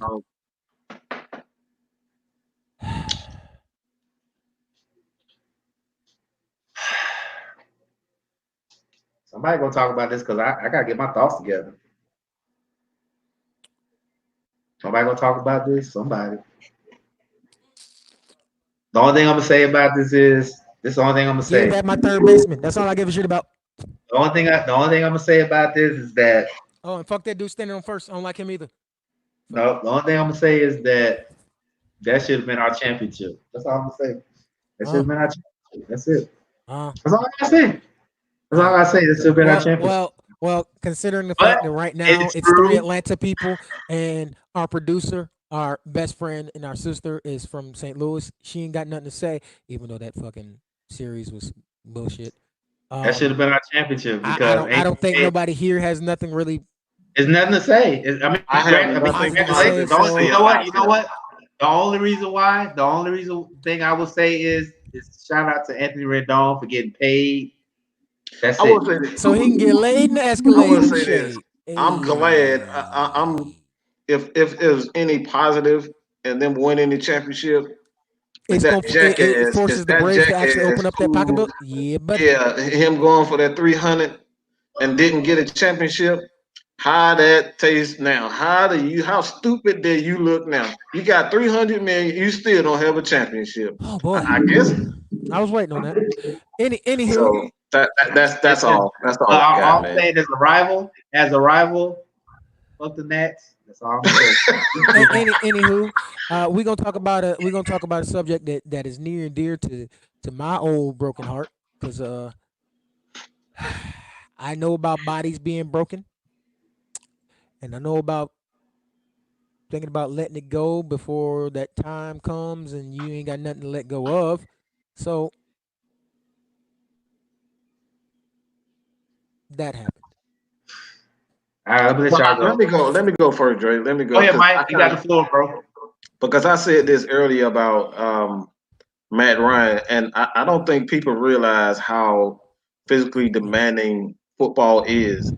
You got to be a special kind of human being, not a special kind of player, but you have to have the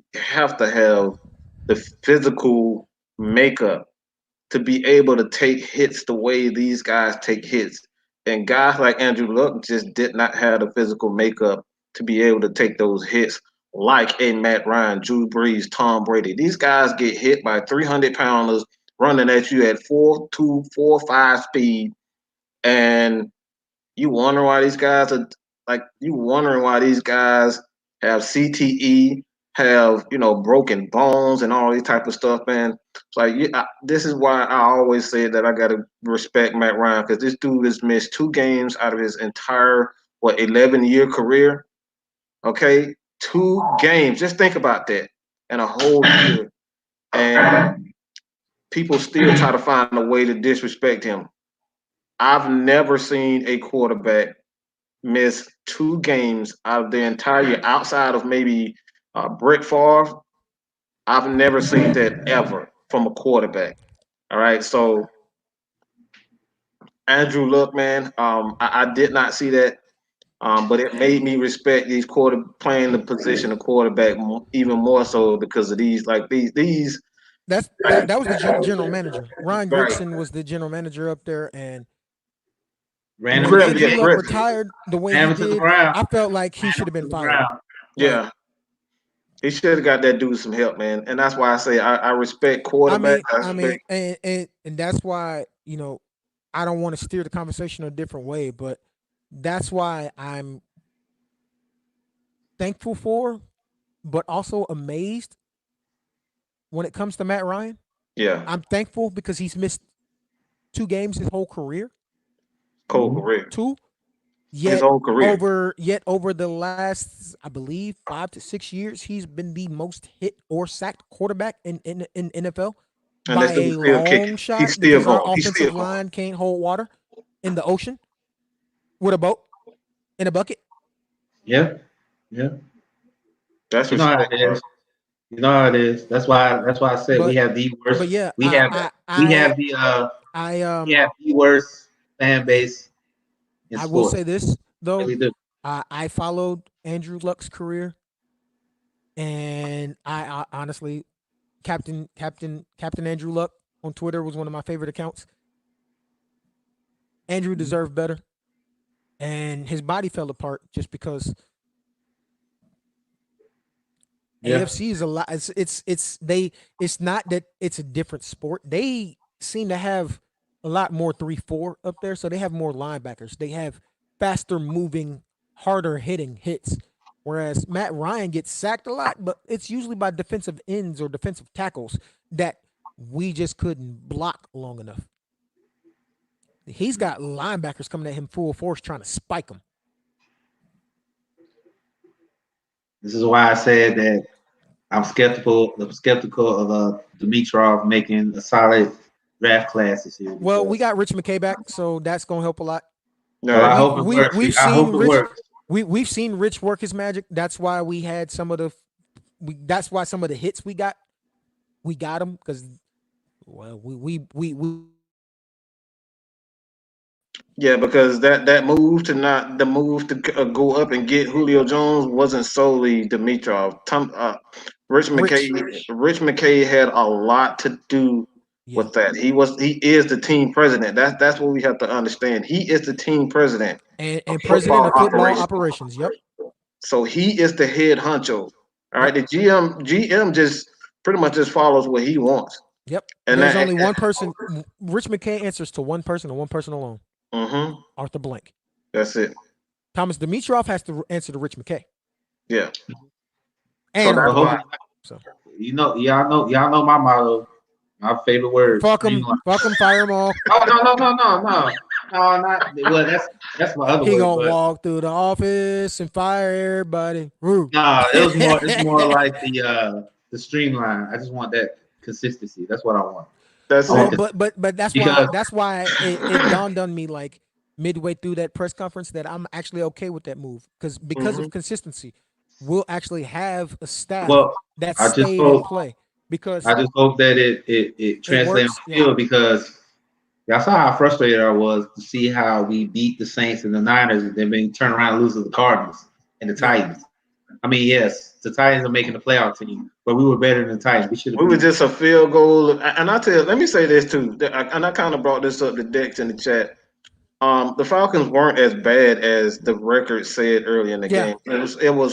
We lost a lot of 1 and 2 point inconsistency. Games. It really was. To me, it was inconsistency. We lost a lot of games by at least a field goal, 1 point, 7 points. So this is why I wasn't totally against bringing, Dan Quinn back because we could easily have had a 10-win game. I don't know if we would have been a playoff team, we wouldn't have been a playoff team based on how everything else panned out this year with the other teams. But we would have been knocking on a wild card. Exactly, and see that's why we would have been in the fight. But I mean, let's put it this way: when the number 3 team in the conference is 13-3, right? We could have shot the sheriff and pulled Jesus off the cross, and we still wouldn't have made the playoffs. Right, and that's the thing. So I don't. Hey, and see, that's what I say, man. All right, we love you too, Crystal. All right, Crystal, we love you too, but still fuck your team. Oh man. Yeah, we love you too, sis. You ain't gotta leave. We actually calling them biased. Yeah. We know you're a Saints fan. Yeah, we definitely I live with one. We talk unbiased. Like when our team fuck ups, we call it. So Jordan said that he thinks Matt Ryan will be a first ballot Hall of Famer when he retires. Based on his numbers. Me personally, based on his numbers alone, yes, easy. That's easy. This is this year 6 or 7 in a row of 4,000?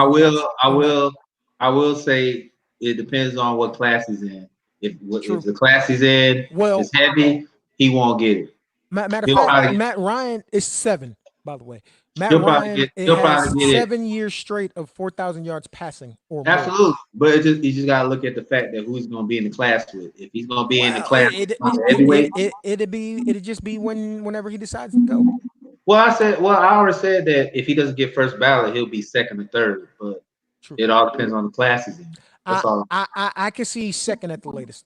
I don't see him having to wait till a 3rd time around. No, it ain't gonna be no T.O. Well, I mean, the only reason why I said 3rd is because y'all saw how they did T.O. Yeah, unlike T.O., the media seems the actual reporters seem to love Matt Ryan because he's always ready to do an interview. He's always gracious. He's always humble. So, and that means a lot. That definitely means a lot.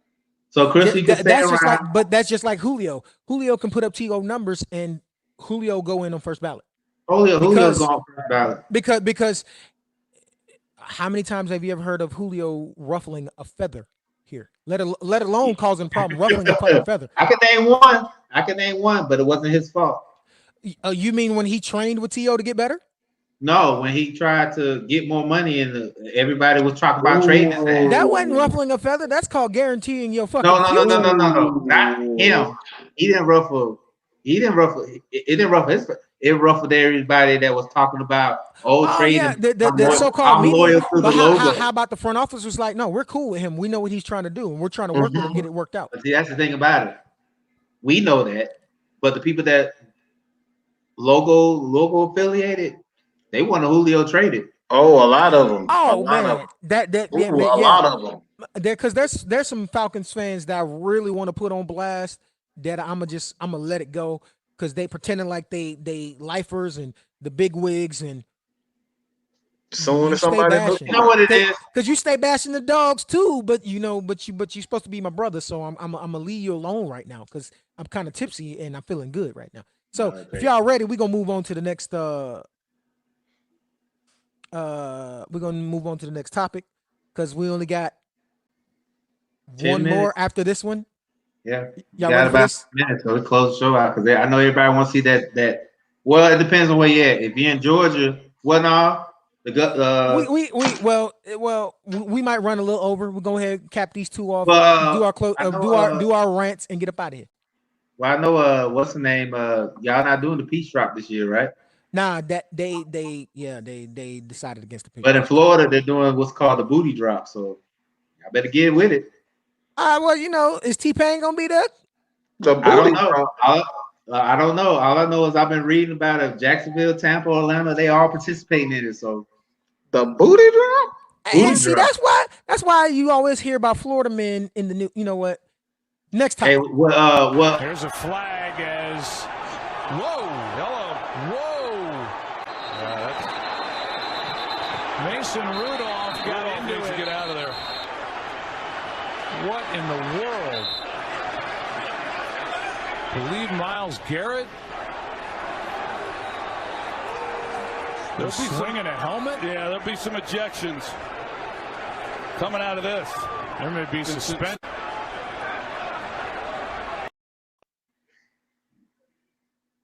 Steelers started. Oh yeah, to everybody that said that's not real, you go Google it.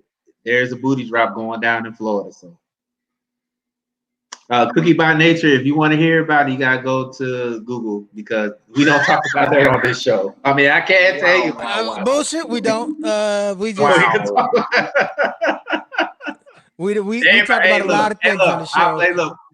Hey, to my brothers, I apologize. I should have waited till after. Now everybody want to know about this booty drop. Well, that's what I want to know. They gonna get a Look, man, put it on a pole and then lower it slowly. What? How does this work? Just go on Google, man. Google. Man, I'm about Google to. it. This better not be some porn shit either. I'm not. I don't know what it is. I just heard booty drop. That's it. Oh man.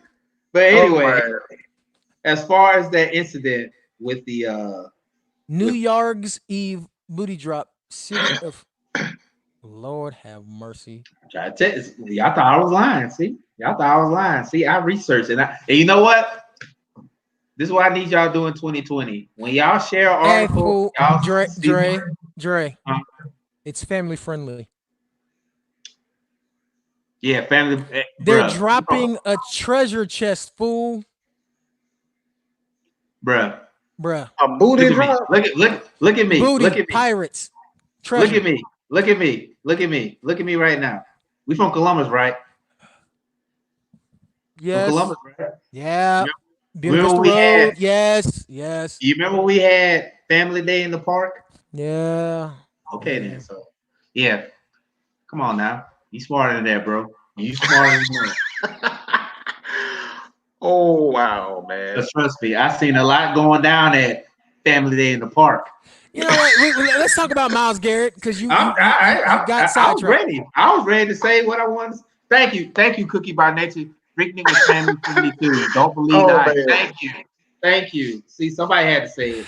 Yeah, exactly. We getting shut down. We ain't gonna make it to 2020. Let's continue, sir. This is just this. It's strictly network won't be making it to 2020. We got left in the last decade. Let's continue because of the booty drop. Sir.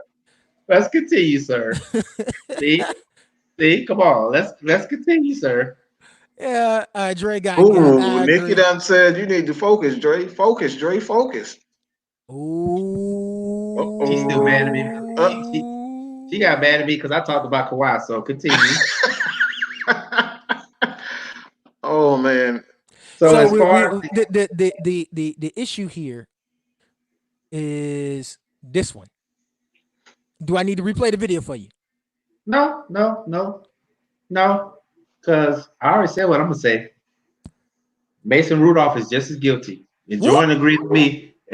Jordan's, I agree with you. Did Rudolph say something racist or something? I believe he did, consider the fact he swung the helmet like that. I really think he did. Do I think he said the N-word? No. But I think he said something. He probably said that my mama cooks better potato salad than your mama. So wait, what? What?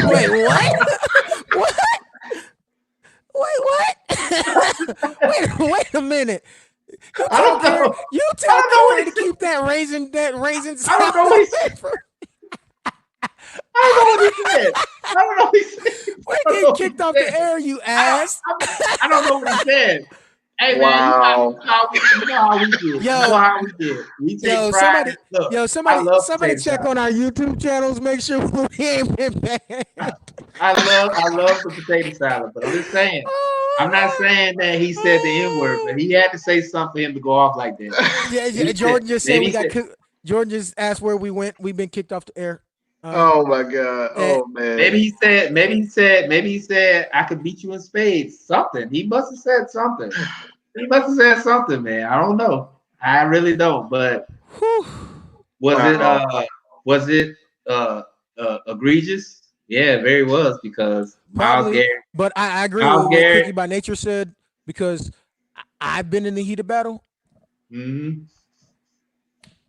And he's right. In the heat of battle, no one thinks when they fighting. It happens. And things get said. It does. A lot. Hell, on the football field, how many times have we took a hit or gave a hit and then you just thinking back like, damn, did that actually come out of my mouth?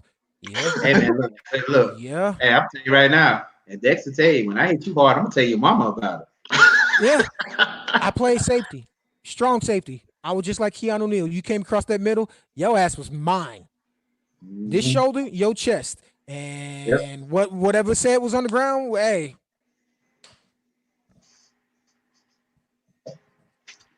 As far as trash talk. So he had to look. I said some stuff. I heard some stuff, but I've never took my helmet off or took somebody's helmet off and tried to swing it at them. But I'm pretty sure. I don't know what he had to say something. He had to say something. I'm telling you, it was the potato salad. It was. He probably told him that he wasn't black. He wasn't as black as Mason Rudolph. That's what he said. He was talking about I like you. You like Gucci Mane. That's why he probably swung the helmet after that. So I mean, I don't know.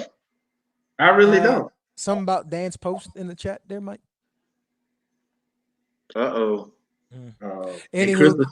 she's still talking. All I hear is that's sis. We're just gonna let her chirp. We're gonna move on to the I believe. Did it go up? There it is. We're gonna move on to the final moment for us before we do our closing. Our rants, our closing section, because it has gotten a little long in the tooth and all that. And for all of our loyal viewers, we appreciate you rocking with us through 2019.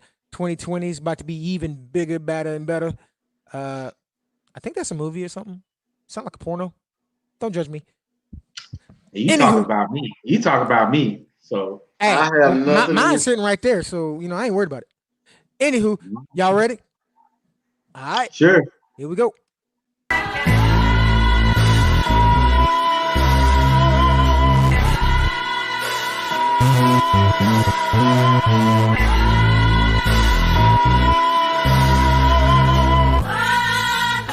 If young Metro don't trust you, I'm gonna show you. Beautiful morning, yeah, the sun in my morning, babe. Nothing in the water. Beautiful morning, yeah, the Dang waving the I just got one question. Who was the dude in the red jersey coming out there almost tripping over his chain? Who was that? Who was that guy? I think that's part of Dame's That man, entourage. that man almost tried to kill himself trying to get to Damian Lillard. Yeah, I think that's part of Dame's entourage, but I guess. But Jordan said the same thing about I said Rudolph was guilty. He kicked him in the balls too, but that's a whole nother thing. But I just wanted to put that out there too. But as far as Damian Lillard is in the same category as Larry. He needs to go to another team, another competing team, a competing team. Yeah, that's true. I will say this though, I'm happy to see that Dame finally got past the first round, and that epic wave to Russ. You know, because Russ did all that talking the entire series, and he just he deserved every bit of it too. He was like, "Bye, it's time to go." But you know the crazy thing about it is, and this is just my opinion, I think that damn, Otis, you cried 3 weeks for that? Oh, that's right, you're a Thunder fan. My bad, my guy. I just look at it like the fact of the matter is, looking at the positions now, Russ will get farther than Damian. Right now, he will. He will get further than Damian. And right now, this season, considering the talent level that Houston has, I mean, yeah, they got Carmelo back and they got McCollum and stuff, but I really think that with Russ and Harden, they'll go further. Beautiful morning. Honestly, I think this is the most. I couldn't tell you who's going to win the championship because, like I said, I'm not buying LeBron and the Lakers in the playoffs until I actually see it. I want to see what they look like in the playoffs. All this regular season junk is just regular season. But when that spotlight comes on, that's when you see those when the stars shine. All right, when the spotlight comes on, when you need to, like the Falcons the other day. When we needed a stop, Debo ain't did shit all year, and when we needed him most, he got that pick six. You know what I'm saying? Like that's what I worry about. When you get in the playoffs, when that shot, Mike, hold on. You mean like Vic Beasley? Like Vic Beasley. You know, everybody don't want him back, but them 8 sacks look real lovely as the team leader. 9. Get it straight. 9. I'm sorry, 9. Ooh, 9 sacks, team leader. You know what I'm saying? When we needed him, like when they finally start to use him the correct way, like we've been saying all year. To be completely honest, he said it himself. He started to believe in what they do. Yeah. He started to trust his hands. Once he trusted his hands and believed what he saw, that guy that showed out in Clemson returned. That's it. Beasley's way better than Campbell Cookie. The only thing I want to say. This is the only thing I want to say. What took your ass so long? It's not about him, Dre. That was the inconsistency in the coaching staff. All the constant changes. I understand that, but when you have 15 and a half sacks and then all of a sudden you regress down, I get it. Don't get me wrong. He had a bounce back year with 9 sacks. But what? The 15 and a half to reverting was more of we took you from where we had you, where you got 15 and a half, and we put you in 16 other positions during the games. This is why I said that, and I said it all the time, Dan Quinn was doing way too much. He was doing way too much. Look at guys like Bill Belichick. Look at guys that are head coaches, but the only thing they're focused on is head coaching. They got other guys that could do the other stuff. I felt that's a learning process. Bill Belichick had years to develop, players. Hold up. He had years to develop trust with other coaches. He's had years to develop trust. This is his first go round as a head coach. Yeah. So Bill Belichick had guys over the 30-year period of his career that he trusts. Not to mention to Bill Belichick has a lot of veterans who have been teaching the boys. I understand that. When Vic went with the 15 and a half, didn't we have an actual sack legend teaching him every week? And this is where my problem lies. Because when you have a sack legend there, we tried to bring him back. He didn't sign. It's not that. If I have a sack legend teaching me, I should be able to at least instill Continue? in my mind some of the stuff he taught me. Well, Now, well, on I top mean, of he's that, getting back to it, but it went this from. is why. But at the same time, like you said, Quinn and staff were doing too much because But when you have Beasley on the line, rushing, doing his job as either a speed outside linebacker that rushes or as a defensive end, only he can get there. When you got his ass in coverage and doing all these other things, now Beasley looks like ass and everybody's calling for his head because you got him in the wrong. What I'm talking about. This is why I tell you. But this is why I tell you guys. We know Beasley has the potential to be a great pass rusher. We talked about it. We talked about how Quinn has another chance, but you got to look at what I talk about all the time. Dre, I know where you're going. I know where you're going, but you're focused on the wrong thing. Yeah, because even you're Quinn focused said on the wrong thing. Quinn said it in his conference that I made mistakes, and they see, gave me a chance to fix it. Let me say this. I know where you're going. I know exactly where you're going. But when you have one person struggle, it's mostly due to the guys that you don't have around you. And now the Falcons have guys that they're playing that he finally trusts. When you have around guys, him, so now Beasley, now they're not like, oh shit, we still respect what he's done. We gonna chip him. Now we trust everyone else to do their job. Like that's how Bill Belichick does things. And to be honest, Vic started his rise back because Tack was getting there. I mean, he wasn't getting sacks, but he was getting the pressure. He was penetrating. But what did I say? What's the 5 words I'm going to say? You know what I'm going to say. The 5 words I'm going to say. What took you long enough? Dre, that's it. When other players. Dre, now we played the sport. You know it takes a long time for a coach to believe in you. I understand that, but Dre ain't trying to hear that though. Dre ain't trying because he. But this is the reason why. This is the reason why. Vic's not a rookie though. He's not. It's not about him. He doesn't have to be a rookie. It's not about him. We got players on. It matters to me. It matters to me because. But see, this is the reason why. It doesn't matter. We're not saying you. I'm not saying you're wrong. I'm not saying you're wrong. What I'm telling you is that we got players on our staff right now that are longtime veterans of the game that won't see the light of day when it comes to playtime on this team, because when they do play, coach is like, if that's what you're gonna show me every week, no. And see that if you're not gonna show me the effort in practice, no. You're not coming to OTAs like you're supposed to, no. It's about everyone else. OTAs are voluntary. Now, do I want players to get there? Absolutely. OTAs are voluntary. OTAs are voluntary. Yes. You know why? However, when you don't show up, that's the reason why Coughlin is out of Jacksonville, because he tried to make OTAs voluntary, and you can't do that. You can't. Well, yes. OTAs are indeed voluntary. They will always be voluntary. However, if you don't show up, for some coaches, that shows you don't have the work ethic to get better. What are you doing during the time where the rest of us, when 95% of the team showed up for OTAs, where was that 5%? What were y'all doing? Julio's going to get a pass because he's Julio goddamn Jones. When you're not a rookie, you can make that decision.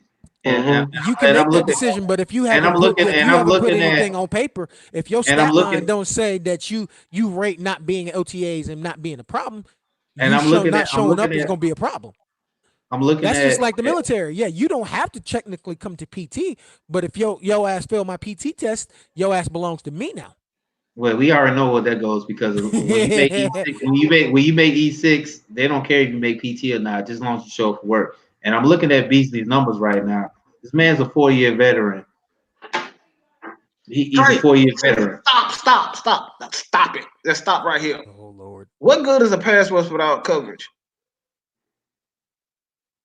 No, we can't do all that. No, we cannot. What good is a pass rush without? What good is a pass? What good is a Julio without Matt Ryan actually having the time to throw the ball? What good is I have time about that, but we don't have time for the show. We can talk about it offline. See, there we go. Sir, no, sir. Last time I checked, I paid the account on the on this thing that makes sure there is no limit. So there is no limit. We don't have a peach drop here in Atlanta. So yeah, exactly. We can talk about it. There's no peach drop, and there ain't no booty drops either. So let's go. Come on, Dre. Okay. We ain't got no time left, but we can talk about it offline. Oh, we got time. We got time, but not right now because it's 2:09 and people want to see the peach drop or the booty drop or whatever. We ain't got no damn peach drop this year. Well, that's your mayor's fault then. Your mayor's fault then. Dre just tripping, man. How you gonna say Keisha? How you gonna say that's Keisha's fault? The state said we're not doing it. Did she say she wasn't gonna have a peach drop tonight? No, that was the state. That was the governor. And who's the mayor? Who's the governor? Come on. I thought Atlanta was do whatever they want to do. No, dog. Come on, Dre. Stop. Atlanta is the capital. Dre. Atlanta might be the capital city, but if the governor say no, then we overruled by the goddamn governor. And you know that, but Florida having the booty drop. So let's go to the rants, please. I think he got a little bit of something in that cup, man. Dre I don't know what he got, but I need some. What you got, Dre? I don't have no. I thought we was going to see the rant. Why he hearing high voice? What's in that cup, Dre? What's in that cup? It's empty right now, so y'all need to hurry up so I can cook. Yes, Cookie, the lady that can't cook is the mayor of Atlanta. Keisha Lance Bottoms. Oh man. So anyway, so we're going to the rants now. See, even the chat was like, yeah, we good. They down to chat. So come on. Ain't nothing to chat about. We're done. We supposed to get the viewers what they want. We supposed to get the viewers what they want. They want to know what your thoughts was. Let them out. So we can go ahead and wrap this thing. We don't have that much time, so we can't do that. Sorry, y'all. I don't mean to disappoint y'all, but I'm hungry and I need to cook. So if y'all want to hear about our rant, then we'll probably put it on the archive, maybe. We'll put it on the archive, maybe, but we're not gonna do it tonight. All right, let me say this. Dex and I, Dre, ourselves, we're going to have a Falcons round table where we could talk about all Atlanta Falcons. Just our thoughts on the Atlanta Falcons. Whoa! We're gonna have that. Right? You springing this on me now? Oh yeah. Yeah, the fans want it. When are you planning on doing this? Since you springing this on me right now? It's coming soon. It's coming soon. Because you know I'm half past tipsy. You know I'm working on moving. I got my dogs running around the house looking at me because they ready to play because I ain't played with them all day. And you springing this on me right now? Right now? Yeah, the fans want it. See, the fans, look, people talk. They want it. They've been wanting it. This chat ain't moved in 2 minutes. Look, they want it, man. Just trust me. They want it. They want the Falcons. They want the Falcons round table. All right, we're gonna give it to you. All right, we're gonna be safe, Crystal. I'm gonna find myself something to do before the new year starts, so I don't have to play. Guess is that gunshots or fireworks? Since I have PTSD like no other. Mm-hmm. Can't wait to get the hell up out of here. Jesus Christ. Film study. Oh, okay. Oh, we got you, Devontae. You can come on too. We got you too. And see, Cookie talking about he always ready. See, so they ready, Dre. But you said you gotta eat, you gotta cook, and a man's gotta eat. So I get you. Just that we've been on here long enough, and I want to see I get it, Dre. You gotta cook, and you gotta talk to and make sure she not mad, like mad that we talked about. Oh no! I'm never that. I'm just saying that I don't want to keep people on here all night because some people do actually want to see the ball drop. I got it on my TV right now. So. I mean, yeah, that's true. But this YouTube, they ain't gotta have that on their TV. See, y'all. I mean, if y'all want to, that's fine. If y'all want to, that's fine. Like, come on. They said it's open invitation. What you got? Oh, and Cookie said, what's on the menu before you go? Matter of fact, Cookie, that's a good ass question. What is on the menu? Street tacos. I'm gonna make some pasta tonight. We on the way. Me and Kim are getting in the car, bro. Whoever said, whoever keep. You know what? I know who it is. This my BFF Ladonna. Wow. BFF Ladonna. I know she's doing it. I ain't got. No, it's just honestly, I don't even know what I'm talking about. So we need to go. I'm confused. I don't even know what just happened. Like, I don't know what happened either because I thought I was going to talk about something, but you know what? I'm cool. I'm ready for 2020. I got about 3.5 more hours until 2020. Y'all got about 2 more hours until 2020. I got an hour and 45 minutes before 2020. Yeah, whatever. So just. And I'm gonna celebrate 2020 by waiting for the wrecking ball of a best friend of my fiance to swing through. He's helping us with the transition from here to Phoenix. I'll speak more about it in my parting shot, closing rant, whatever the hell we want to call it. I do want to say this though. As much as I want to say this though, as a matter of fact, I want to say this. I want to say this real quick. Just because I say things about my Falcons doesn't mean I'm a fan. I'm less of a fan because I know I got some super fans on my timeline. Damn, we're going straight into it. All right, well, no. I just want to say this real quick. I'm gonna say this and then we're gonna go there. But please don't get it twisted. I love my Falcons through the good and the bad. So if you think I'm one of these fake fans, put your finger in my face and say that shit. Well, that being said, I have one honorable mention. Just one. I'm sorry, y'all. You good? Happy New Year. I got one honorable mention. Y'all ready for this? Oh. That's what the government looked like when. Ouch. All right. Ouch. That was a great moment for me. But now that that's happened and I got that out my system, it's time. Which one of y'all want to take the floor first?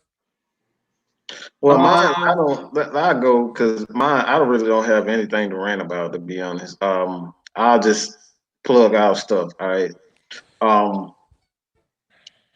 This is something that I wanted to show you guys. This channel is not just solely about me. I wanted you guys to kind of get an idea of who Dre is. He's hella talented. He's the guy. He's the tech guy. He's the behind the scenes guy that actually make all of this, happen. So, man, just be open to what Red Cup Rants and Strictly Prohibited Network is all about. Just support your boy, man. Trust me, y'all wouldn't give you no bullshit. Y'all know I wouldn't give you any type of bullshit if these dudes wasn't true fans and honest about their opinions and just everything, and they weren't talented. You wouldn't have these guys on that channel. So just trust me when I say it, man. Red Cup Rants, it's here to stay, and you can best believe you're gonna get some of the best topics, and it's just you're gonna get everything. You're gonna get the best out of us. So if you guys want to come on the show, be a guest, look, you see that number? That number right there. That's a calling number for you guys could just come in and talk speak your mind, man. But man, happy New Year, and just man, fuck 2019. Whatever you guys did bad, good or bad, leave that shit back in 2019. Whole new year, we about to burn this bitch to the ground. All right, like Seth Rollins, burn this bitch straight to the ground. That's what we're about to do in 2020. Alrighty then. So go ahead, Dick. All right, Seth Rollins. God damn. All right. Well, 2019 was the year of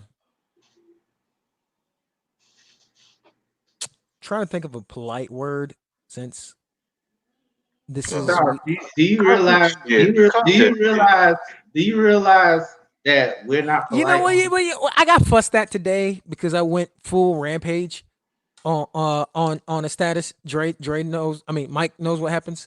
He saw it, so I went. I've been kind of terroristic all day, and I've been getting fussed at. And Crystal, we all get we don't give a damn if you call in, because I want y'all to also understand another thing about this show. Hold on. If you want to be a guest, and if you want to be a guest and you don't want to call in, if you are not afraid to show your fucking face, we have a link. We can invite you. Hold on, Crystal. We definitely want you to call if you want. Please call in. Please call in. Please call in. Please, if you want to call in, absolutely. Yeah. Call in. Matter of fact, I'll send you a link every week. You can show your face. You and your husband can show your face. This is what happens. I will make sure that you have a plate at the table every week if you want to come. Absolutely. The fact of the matter is, the number's there. If y'all see the number, y'all follow. If y'all see the number, y'all are more than welcome to call. Don't act like we scared. Mm-hmm. Not act like we scared. I ain't never scared. So I'm not gonna do the camera thing right now because I'm kind of all over the place. But 2019 was a year of let's see, what's the word I'm looking for? Fuckery and debauchery was the best two words I can describe 2019 with. A lot of things happened. A lot of things didn't happen. And I want everyone that can hear me or see me to understand that all that bullshit, leave it in 2019. Not just the year is changing in a few minutes. The decade is changing. It's time for all of us to grow up. It's time for us to lose that entitled attitude, thinking that things are just supposed to be handed to us or just go our way because we are who we are. That's not how life works. I joke, I smile, I laugh, I try. Because behind the tears of this clown, if I let you behind the mask and let you see what I've endured and what I endure every day, you probably think I'm as off my rocker as Antonio Brown, if not worse. You never know what another person is going through, so don't judge a book by its cover. And as a person who is a strong advocate of mental health, never be afraid to open up your ears or your arms to help someone, even if you don't know them. Because sometimes it's easiest to talk to a stranger about what's going on with you than it is to talk to somebody you know. Because the ones who, quote unquote, know you judge you the most. They have expectations of you. And then when you don't meet that expectation, it makes whatever mental illness you got worse. Depression gets worse. PTSD gets worse. Things that you thought you had under control aren't under control anymore. Take the time to evaluate yourself, your living situation, and those around you. These two knuckleheads you see on the screen with me.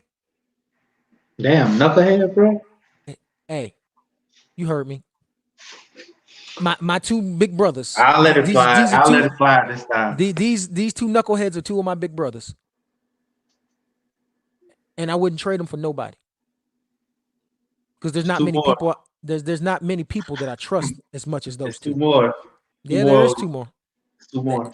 We ain't gonna talk about little skibbity paps. We ain't gonna talk about little skibbity paps. I love my little brother. That's little skibbity paps. You know what I'm saying? But I don't. We got the wild child of Canada too. So.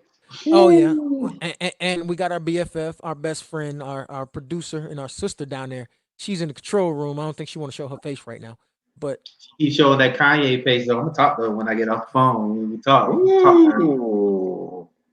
Putting that Kanye thing up. Oh boy, she just made the grown woman a face. You in trouble. See? But yeah, evaluate the people you have around you. Those you think are your friends might not be your friends. If they just telling you what they think you want to hear and not what you actually need to hear, get rid of them. Do not have a Vince McMahon type circle. Don't just have yes men around you or you're doomed to fail. Jerry Jones. We making jokes, but it's true. If everyone around you just tells you yes all the time, you're not gonna You make don't it. need them. You don't need them kind of friends You're not gonna make it at all. because these two tell me no more Oh, they than know. they tell me no more than anybody I've Y'all ever don't met. understand. Look, let me tell you something. Y'all don't understand how much me, Mike, and Dex fight almost every day. You don't understand how much we fight. This what you see here, what you Ooh. see on every Tuesday, that's the finished product. You don't see what happens between Tuesday and the next Tuesday. You don't see that. You don't see the infighting going on. But we're old enough to, and we're mature enough, and we love each other that much that we understand where both are coming because we all have differentiating opinions. So Yeah. what you see right now is the finished product, Mm-hmm. but after that, like between that time, Between you don't see Tuesday and how much Tuesday, you don't see how much we between fight. Tuesday and Tuesday, y'all don't We understand don't see how much we fight and what argue and production debate a lot conversations of is stuff. like. It's rough. It is. But I'm gonna tell if you I this have one to thing. if I was I'm to a, go into right. if I Go was to ahead. go into a situation like the purge, they'll be the first people I'll call. Right. I'm gonna tell you this one thing that my grandfather told me. I'm gonna let y'all roll. Don't fuss about or complain about your struggles. Embrace them. Your struggles not only show you who you are, it shows you who the people around you are too. Yeah.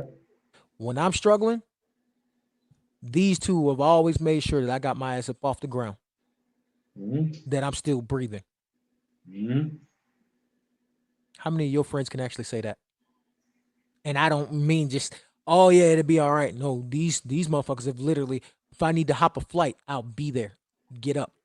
You know how many times You're not done yet. You know how many times Dex and Mike talk about it was gonna come to my house and we had a fight. Considering we both have his address in our phones, yeah, it's doable. Mm, You know what I would say? I'd be like, you know what, y'all coming out, we can fight, but I'm gonna give y'all pancakes after that though. All right, Rick James, take us out of here, man. hey, Dumbass.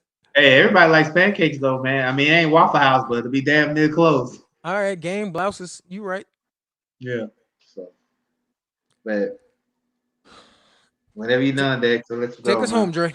I ain't gonna talk about the fake ass Falcons fans that make everybody else look You know, we like can the we can talk best. about that all night, but we got to That's go fine. You all talk night, about them. Take us all home, night. Dre. because we got to go because I know there's a lot of people that want to celebrate New Year with their families, so we're not gonna keep you long. I'm gonna say a few things before we leave. Um, One thing I want to say is about I know Mike don't want to hear this, and that's perfectly fine. That's his opinion, and I respect his opinion. But I'm going to say it anyway because I'm a parent. Um, as far as Dwayne Wade, what he's doing as far as his child, I respect that because as a father myself, um, when I was growing up, I didn't have Right. uh, that same envelope that I had with my dad. My dad was more of a man's man. Did 30 years in the army. He was more about, suck it up. You're a man. You're going to be a man. Cool, whatever. I understand it. But me growing up in my time and my son growing up in this time, it's way different now. And you don't have to believe that, and that's fine. But you gotta understand that times are different now, and you have to accept sometimes that your kid is going to be different from a lot of kids. Now, do you have to condone his actions? Absolutely not. But as a parent, you have to understand where he's coming from and you have to be compassionate. That's what a lot of people say when I see people say, "Oh, they're talking down on kids," and they always talk about, "Oh, I'm a Christian. I go to church. I love the Lord." But where's your compassion? Where is your compassion? Where is it? There isn't none because you only do it in church, but once you walk outside the doors, you don't give a fuck anymore because you only want to do that in front of your pastor, in front of your deacons, in front of God, supposedly. But then when you go outside, none of that stuff you are following anymore because you're just worried about yourself, and it's fake to me, honestly. That's why me personally, I stopped following the church. I mean, I still believe. Do I believe in God? Absolutely, but I don't believe in the church no more because the fact of the matter is that the church can be fake sometimes with their teaching and their saying. Let me say something real fast just before you Go ahead, go. Mike. People can be fake. People Absolutely. can be fake. It's not the church. It's people can be fake. That's what I want to clear up. That's like, why for me, I don't go to. I don't. And you're absolutely right because, like I said, pastors could be telling you one thing and doing something a whole lot different. I know a lot of, you know what? I'm not going to talk about. I know a lot of them too. I know I already know. Like I said, I know I what know I'm going. about to go. People are fake, man. But the fact of the matter is that I see a lot of people get on Dwayne Wade for being a father because of how his unorthodox ways of raising his children. But you got motherfuckers, I know plenty of them. I don't associate them with them now that aren't will even in a see their child. kids. Yeah, will see their kids on the playground and drive right past them and don't say shit, nothing, not even support. Oh, I know. Yeah, Nothing. because I'm the first to admit that one of my children came to me the other day and was just like, "I like girls." Okay, cool. Yeah, like I mean, like, look, What am I supposed to do? I'm gonna say it like Tell you this. no? Right. I'm gonna say it like this. If Terrence was to tell me that he's gonna go live an alternate lifestyle, as much as it would hurt me, I would still love him. You know why? Because As long as he's not endangering his life, he's who are we to not. stop him? He's exactly. He's unconditional. He's loved. I'm gonna still love him unconditionally. Why? Because as my son, I'm going to raise him unconditionally and love him unconditionally as his father. I'm still going to love him because you know why? This world's not going to love him. They're not going to love him. They're not. They're not going to love him. The only love that he's going to have is from my mother, his mother, and myself. That's it. So I understand people are questioning how he's raising his child, but at the end of the day, he's still in his son's life. How many kids can say their dad was in their life growing up? Not a lot. Not a lot. It really isn't. So, but then I have another rant. And this is going to be another rant. Sorry for being serious on 2019, but I do have another rant here.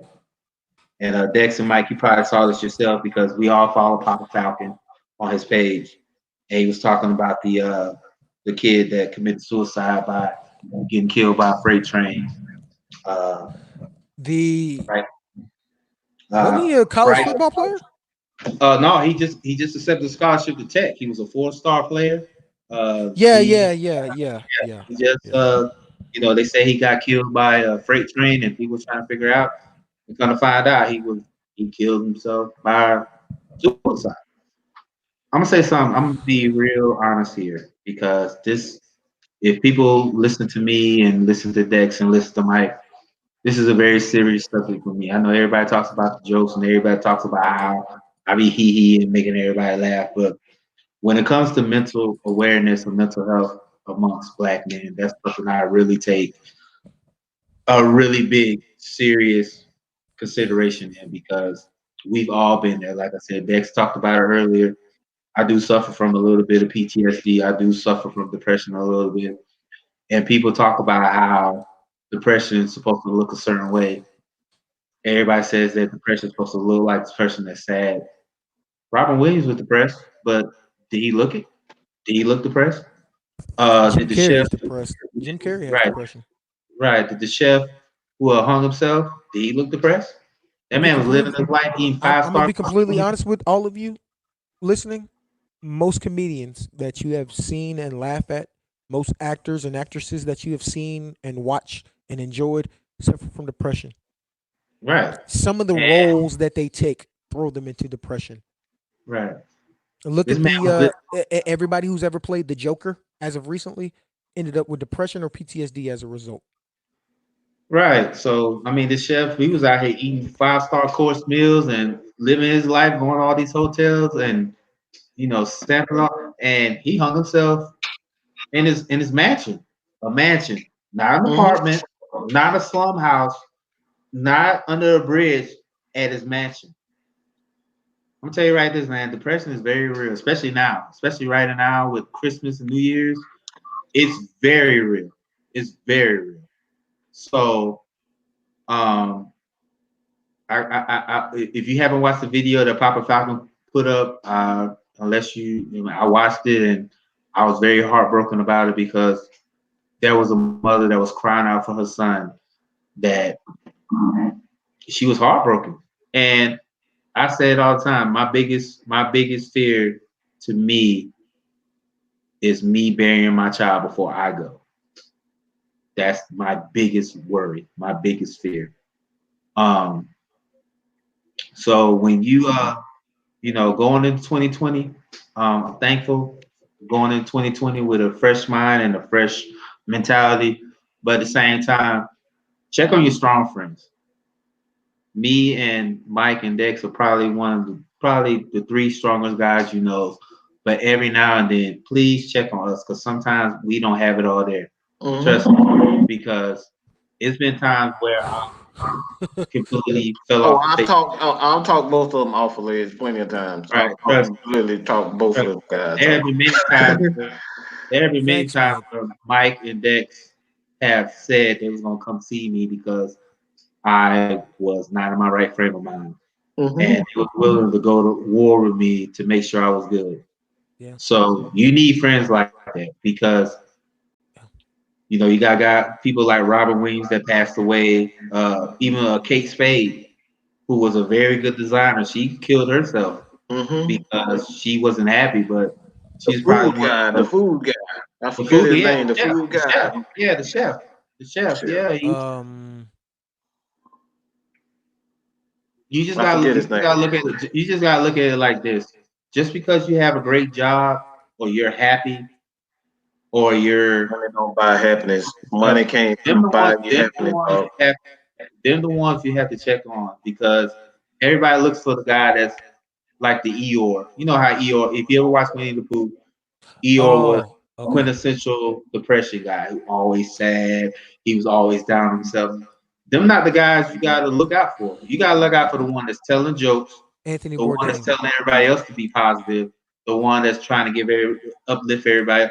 They're the ones you gotta watch out for because they're the ones that usually, when you wake up in the morning, they're the ones that are usually on the front page. Like I said, Robert Williams. Robert Williams is probably one of the greatest comedians of all time to me. But nobody knew what he was going through. But he was always laughing and cracking jokes. But guess what happened? Guess what happened when we woke up? Yeah. So to me, and I know we're running over. It's Anthony Bourdain. The food guy's Anthony Bourdain.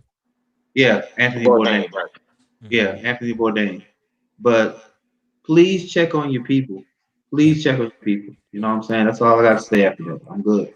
And let me say this one last thing. I know this probably throws some people off, but this is why we created the Red Cup Rants. This is not just your regular sports show. We talk about real life issues along with sports, because people need to hear the truth and the facts of the matter. We got way too many yes men. We got way too many people out here pretending to be hard and I'm the toughest motherfucker alive, and they know in their personal life they're living an absolute hell. So, you know what I'm saying? Like if this is too quote unquote deep for you, like I said, man, I can't for you, dog. Like I don't hold any motherfuckers hostage. You can you can leave at any given time. But like I said, Red Cup Rants, Matt Mike Sports, we are here. Matt Mike Sports, strictly prohibited network. We're here to talk about nothing but the truth and the facts of the matter and what people need to hear. People need to hear this shit. People need help. We got these little rappers, kids, and they killing themselves, popping these pills, drugs, and all this type of shit. And we got motherfuckers that's out here, condoning. Like, look, Future, Future. Like everybody love fucking Future, and he, making it popular to drink lean and all this type of shit, not knowing that a lot of people dying off this shit. So people need to hear the truth, man, and stop all this fake shit and letting motherfuckers, kill themselves, trying to be cool and shit. So, man, like I said, if you don't like Red Cup rants, if you don't want this deep shit, you can get the fuck up on out here, man. Like that's the real shit I got to say. All right. Yeah, we have the like I said, we got 2020s lined up. My man Brian Jones will come through with his show. I got it. Tom, go ahead. Is it housekeeping time? Yeah. Oh wait, All right. Before I do my housekeeping, I have to address some things in the chat. Shout out to Gustavo Fetoso. Checking in from Brazil. Thank you for watching. Big. Thank you for subscribing and following. We are all Falcons fans in here. Well, 3 of the 4 of us in here are Falcons fans. LaDonna is a Cowboys fan. Yeah, she has her. But now Phil is a Patriots fan, so. Nah, I'm just kidding. Love you, Phil. But hey, shout out, hey man. Look, I'm gonna let my brother do a little housekeeping. But all right, but I want to thank everybody for tuning in. I want to thank everybody for commenting and enjoying the ride with us, coming along with us. We thank you for closing out 2019 with us. We appreciate you riding the ride with us in 2020. You better tell people that if they're gonna jump on the bandwagon, they better do it now because we taking off in 2020. We're gonna be bigger, better. We're gonna be higher. We're gonna have more and more and more. That being said, let me explain to you about that more and more and more. We have in the zone with B Jones. That's gonna be coming in 2020. We don't have a tentative start date, but we will let you know about our man Brian Jones. He is very unscripted. He is very unfiltered. And he just don't really. He's like us. He's like us, but he's a one man crew. He is a Kansas City native, and he will scalp your ass. Okay. Yep. He will scalp your ass. Pretty much. Yep. We got the Hodgepodge show every Saturday night at 10 p.m. Eastern Standard Time. For y'all that have. Oh yeah. That. Shout out to Patrick, man. Patrick, get better. Pat's got some. Better, man. I got you, B Jones. I see you. I see you, Pat. I hope you feel better. Don't let that food poisoning get you. You better not roll up. You better not leave us before 2020 get here, because I will come up there and shank your ass. We gonna get you better. I ain't dealing with you. Yeah, damn it. Brother, man. Just let you in the family, and you trying to leave? That ain't how this works. But Sean, make sure Pat is okay. But Sean and Pat every Saturday night, the Hodgepodge show. They make great content. They keep it real. That's a Philly guy.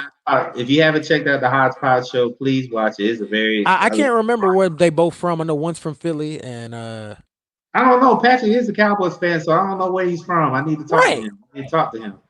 We're gonna have to worry about that.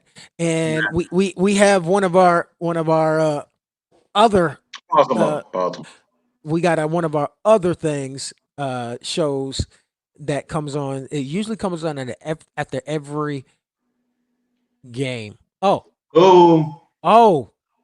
Patty from B-More. Oh Lord, have mercy. Wait a minute, he's from Baltimore. He's a Cowboys fan. I don't understand that. Me neither. They don't. Okay, but we have another. We have literally 2 more shows, and we have others in the works. But we have 2 more solid shows that are on our network. One is called The Chain Reaction with Boom and Mimi. Mm-hmm. Let me explain to you about these crazy motherfuckers here.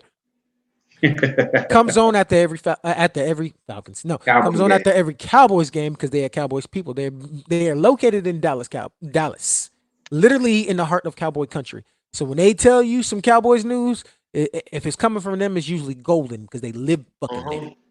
Okay, Boom knows his shit and he calls his team out more than anybody I've ever heard.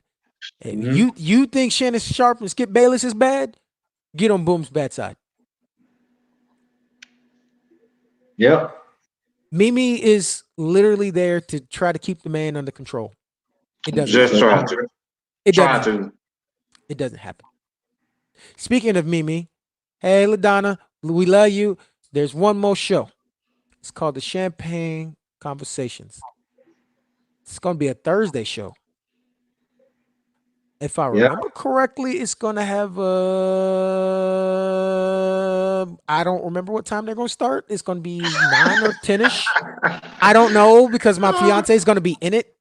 It's gonna be on January 16th. I know that's the start date. All I know is January 16th. You know what? 2016. LaDonna, you tell them.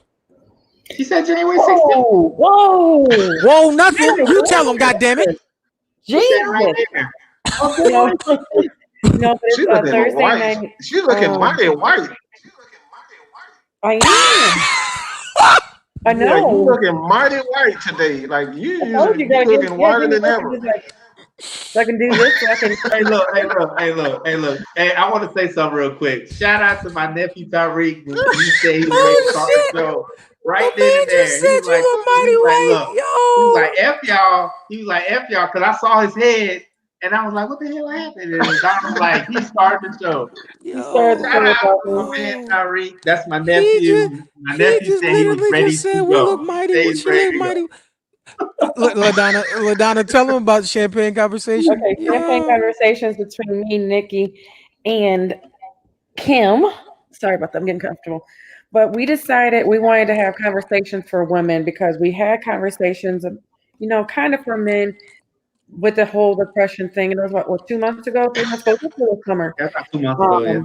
And we talked about that, but we decided we wanted to do something, not just for this one topic is might be for teenagers and parents with teenagers. The topics are going to vary. So you're going to hear one about keeping your relationship hot, keeping a relationship, in going. Like once you get it, and that's what I tell people. A lot of people, once they get a relationship, they forget how they got that person in the relationship. We're going to talk about that. We're going to talk about self-esteem. We're going to talk about, checking on your strong. I am one of those strong friends. And some days I need checking on. We're going to slinging napalm week 1. Goddamn. Drinking that red cup. Goddamn, she's slinging napalm week 1. This is some craziness, yo. No, but we're gonna you know what? Hey, look. Hey, Dad. Guess what? She got 2 people that are capable of slinging it with her. So. I know. I live with one of them, and she never shuts the fuck up unless she sleep. Yeah, look back, did you? Yeah, because she's gonna come out. I live with her and she loves me, so I'm allowed to say that y'all about to just pop her on. Like for real. I was not ready.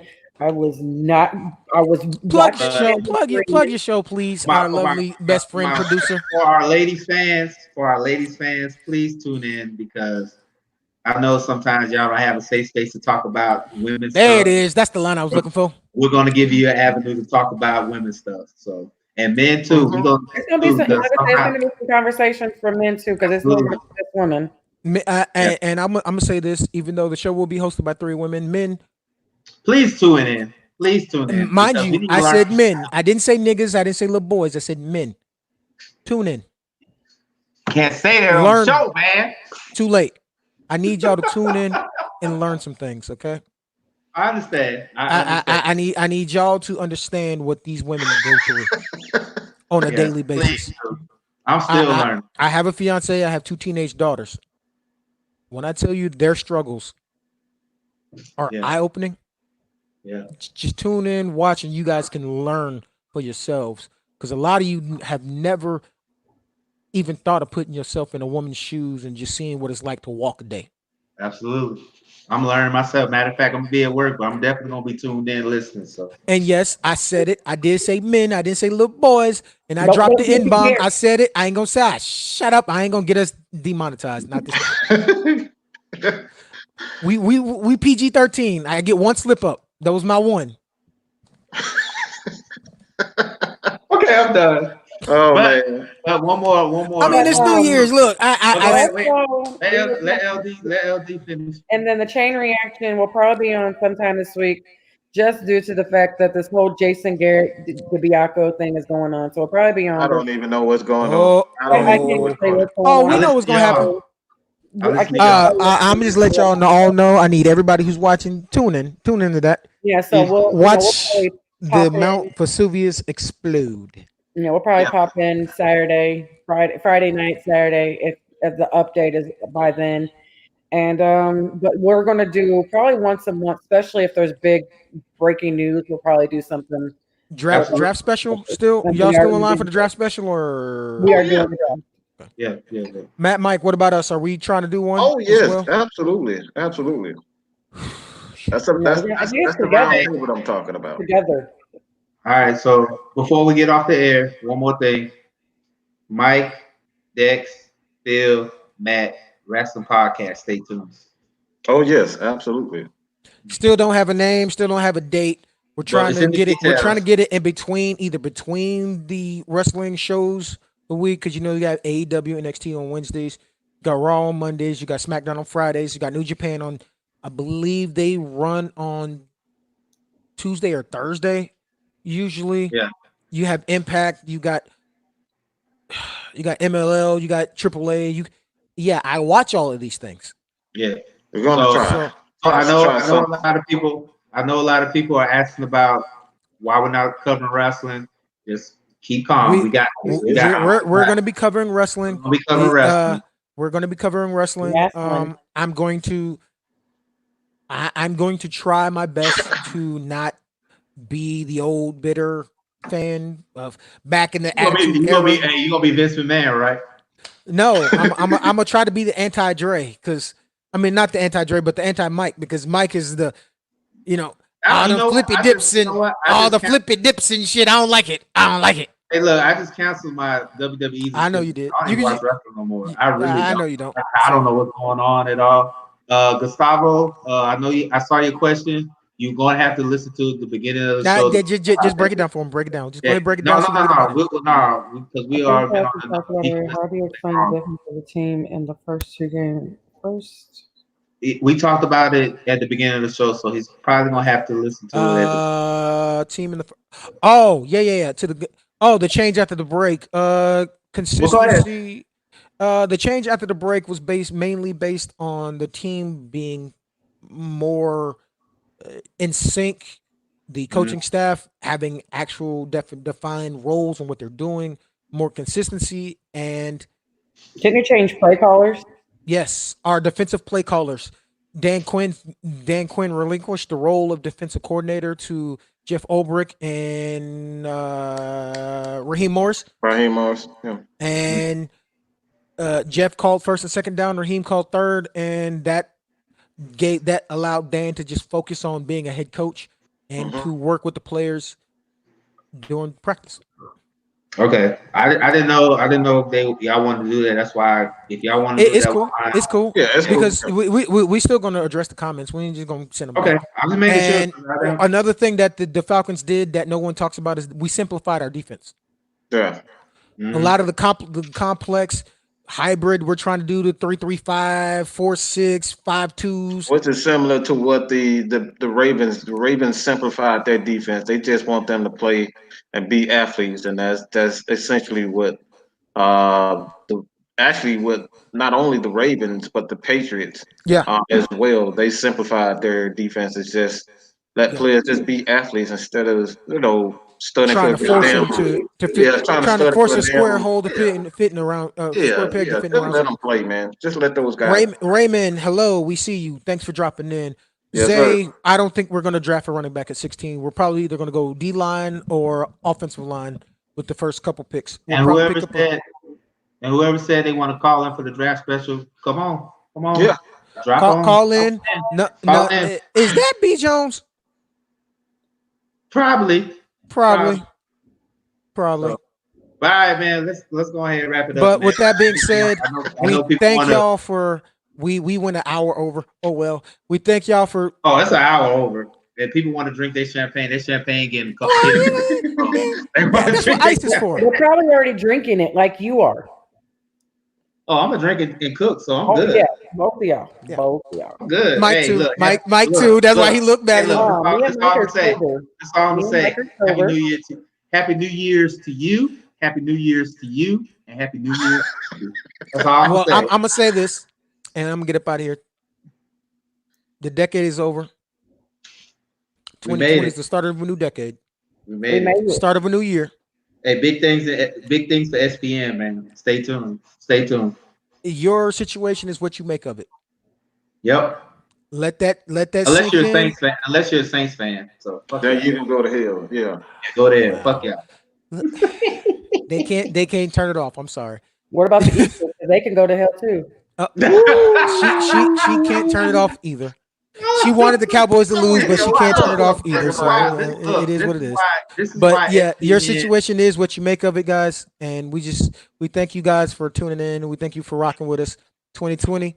Hold on for the ride. Bring your friends because we about to take off even higher. This is the beginnings of this is how Strictly Prohibited Network started. How we are. These ugly faces right here, all four of us. Not Madonna. It's six of us. It's six. Yeah. Well, we started with these four and we grew out. We got some more peoples. Right. Well, now we got more brothers and we got more sisters and what 50 cents? Now I can't get rid of none of y'all motherfuckers. What 50 cents? Hey, look. What 50 cents say? Hated the love of the underdogs on top. Dre, go watch Creed 2 again or something. Shit. We hate you too, Lil Donna. We love y'all. Everybody. Y'all got to go home. You got to get the fuck up out of here. We out. 2020.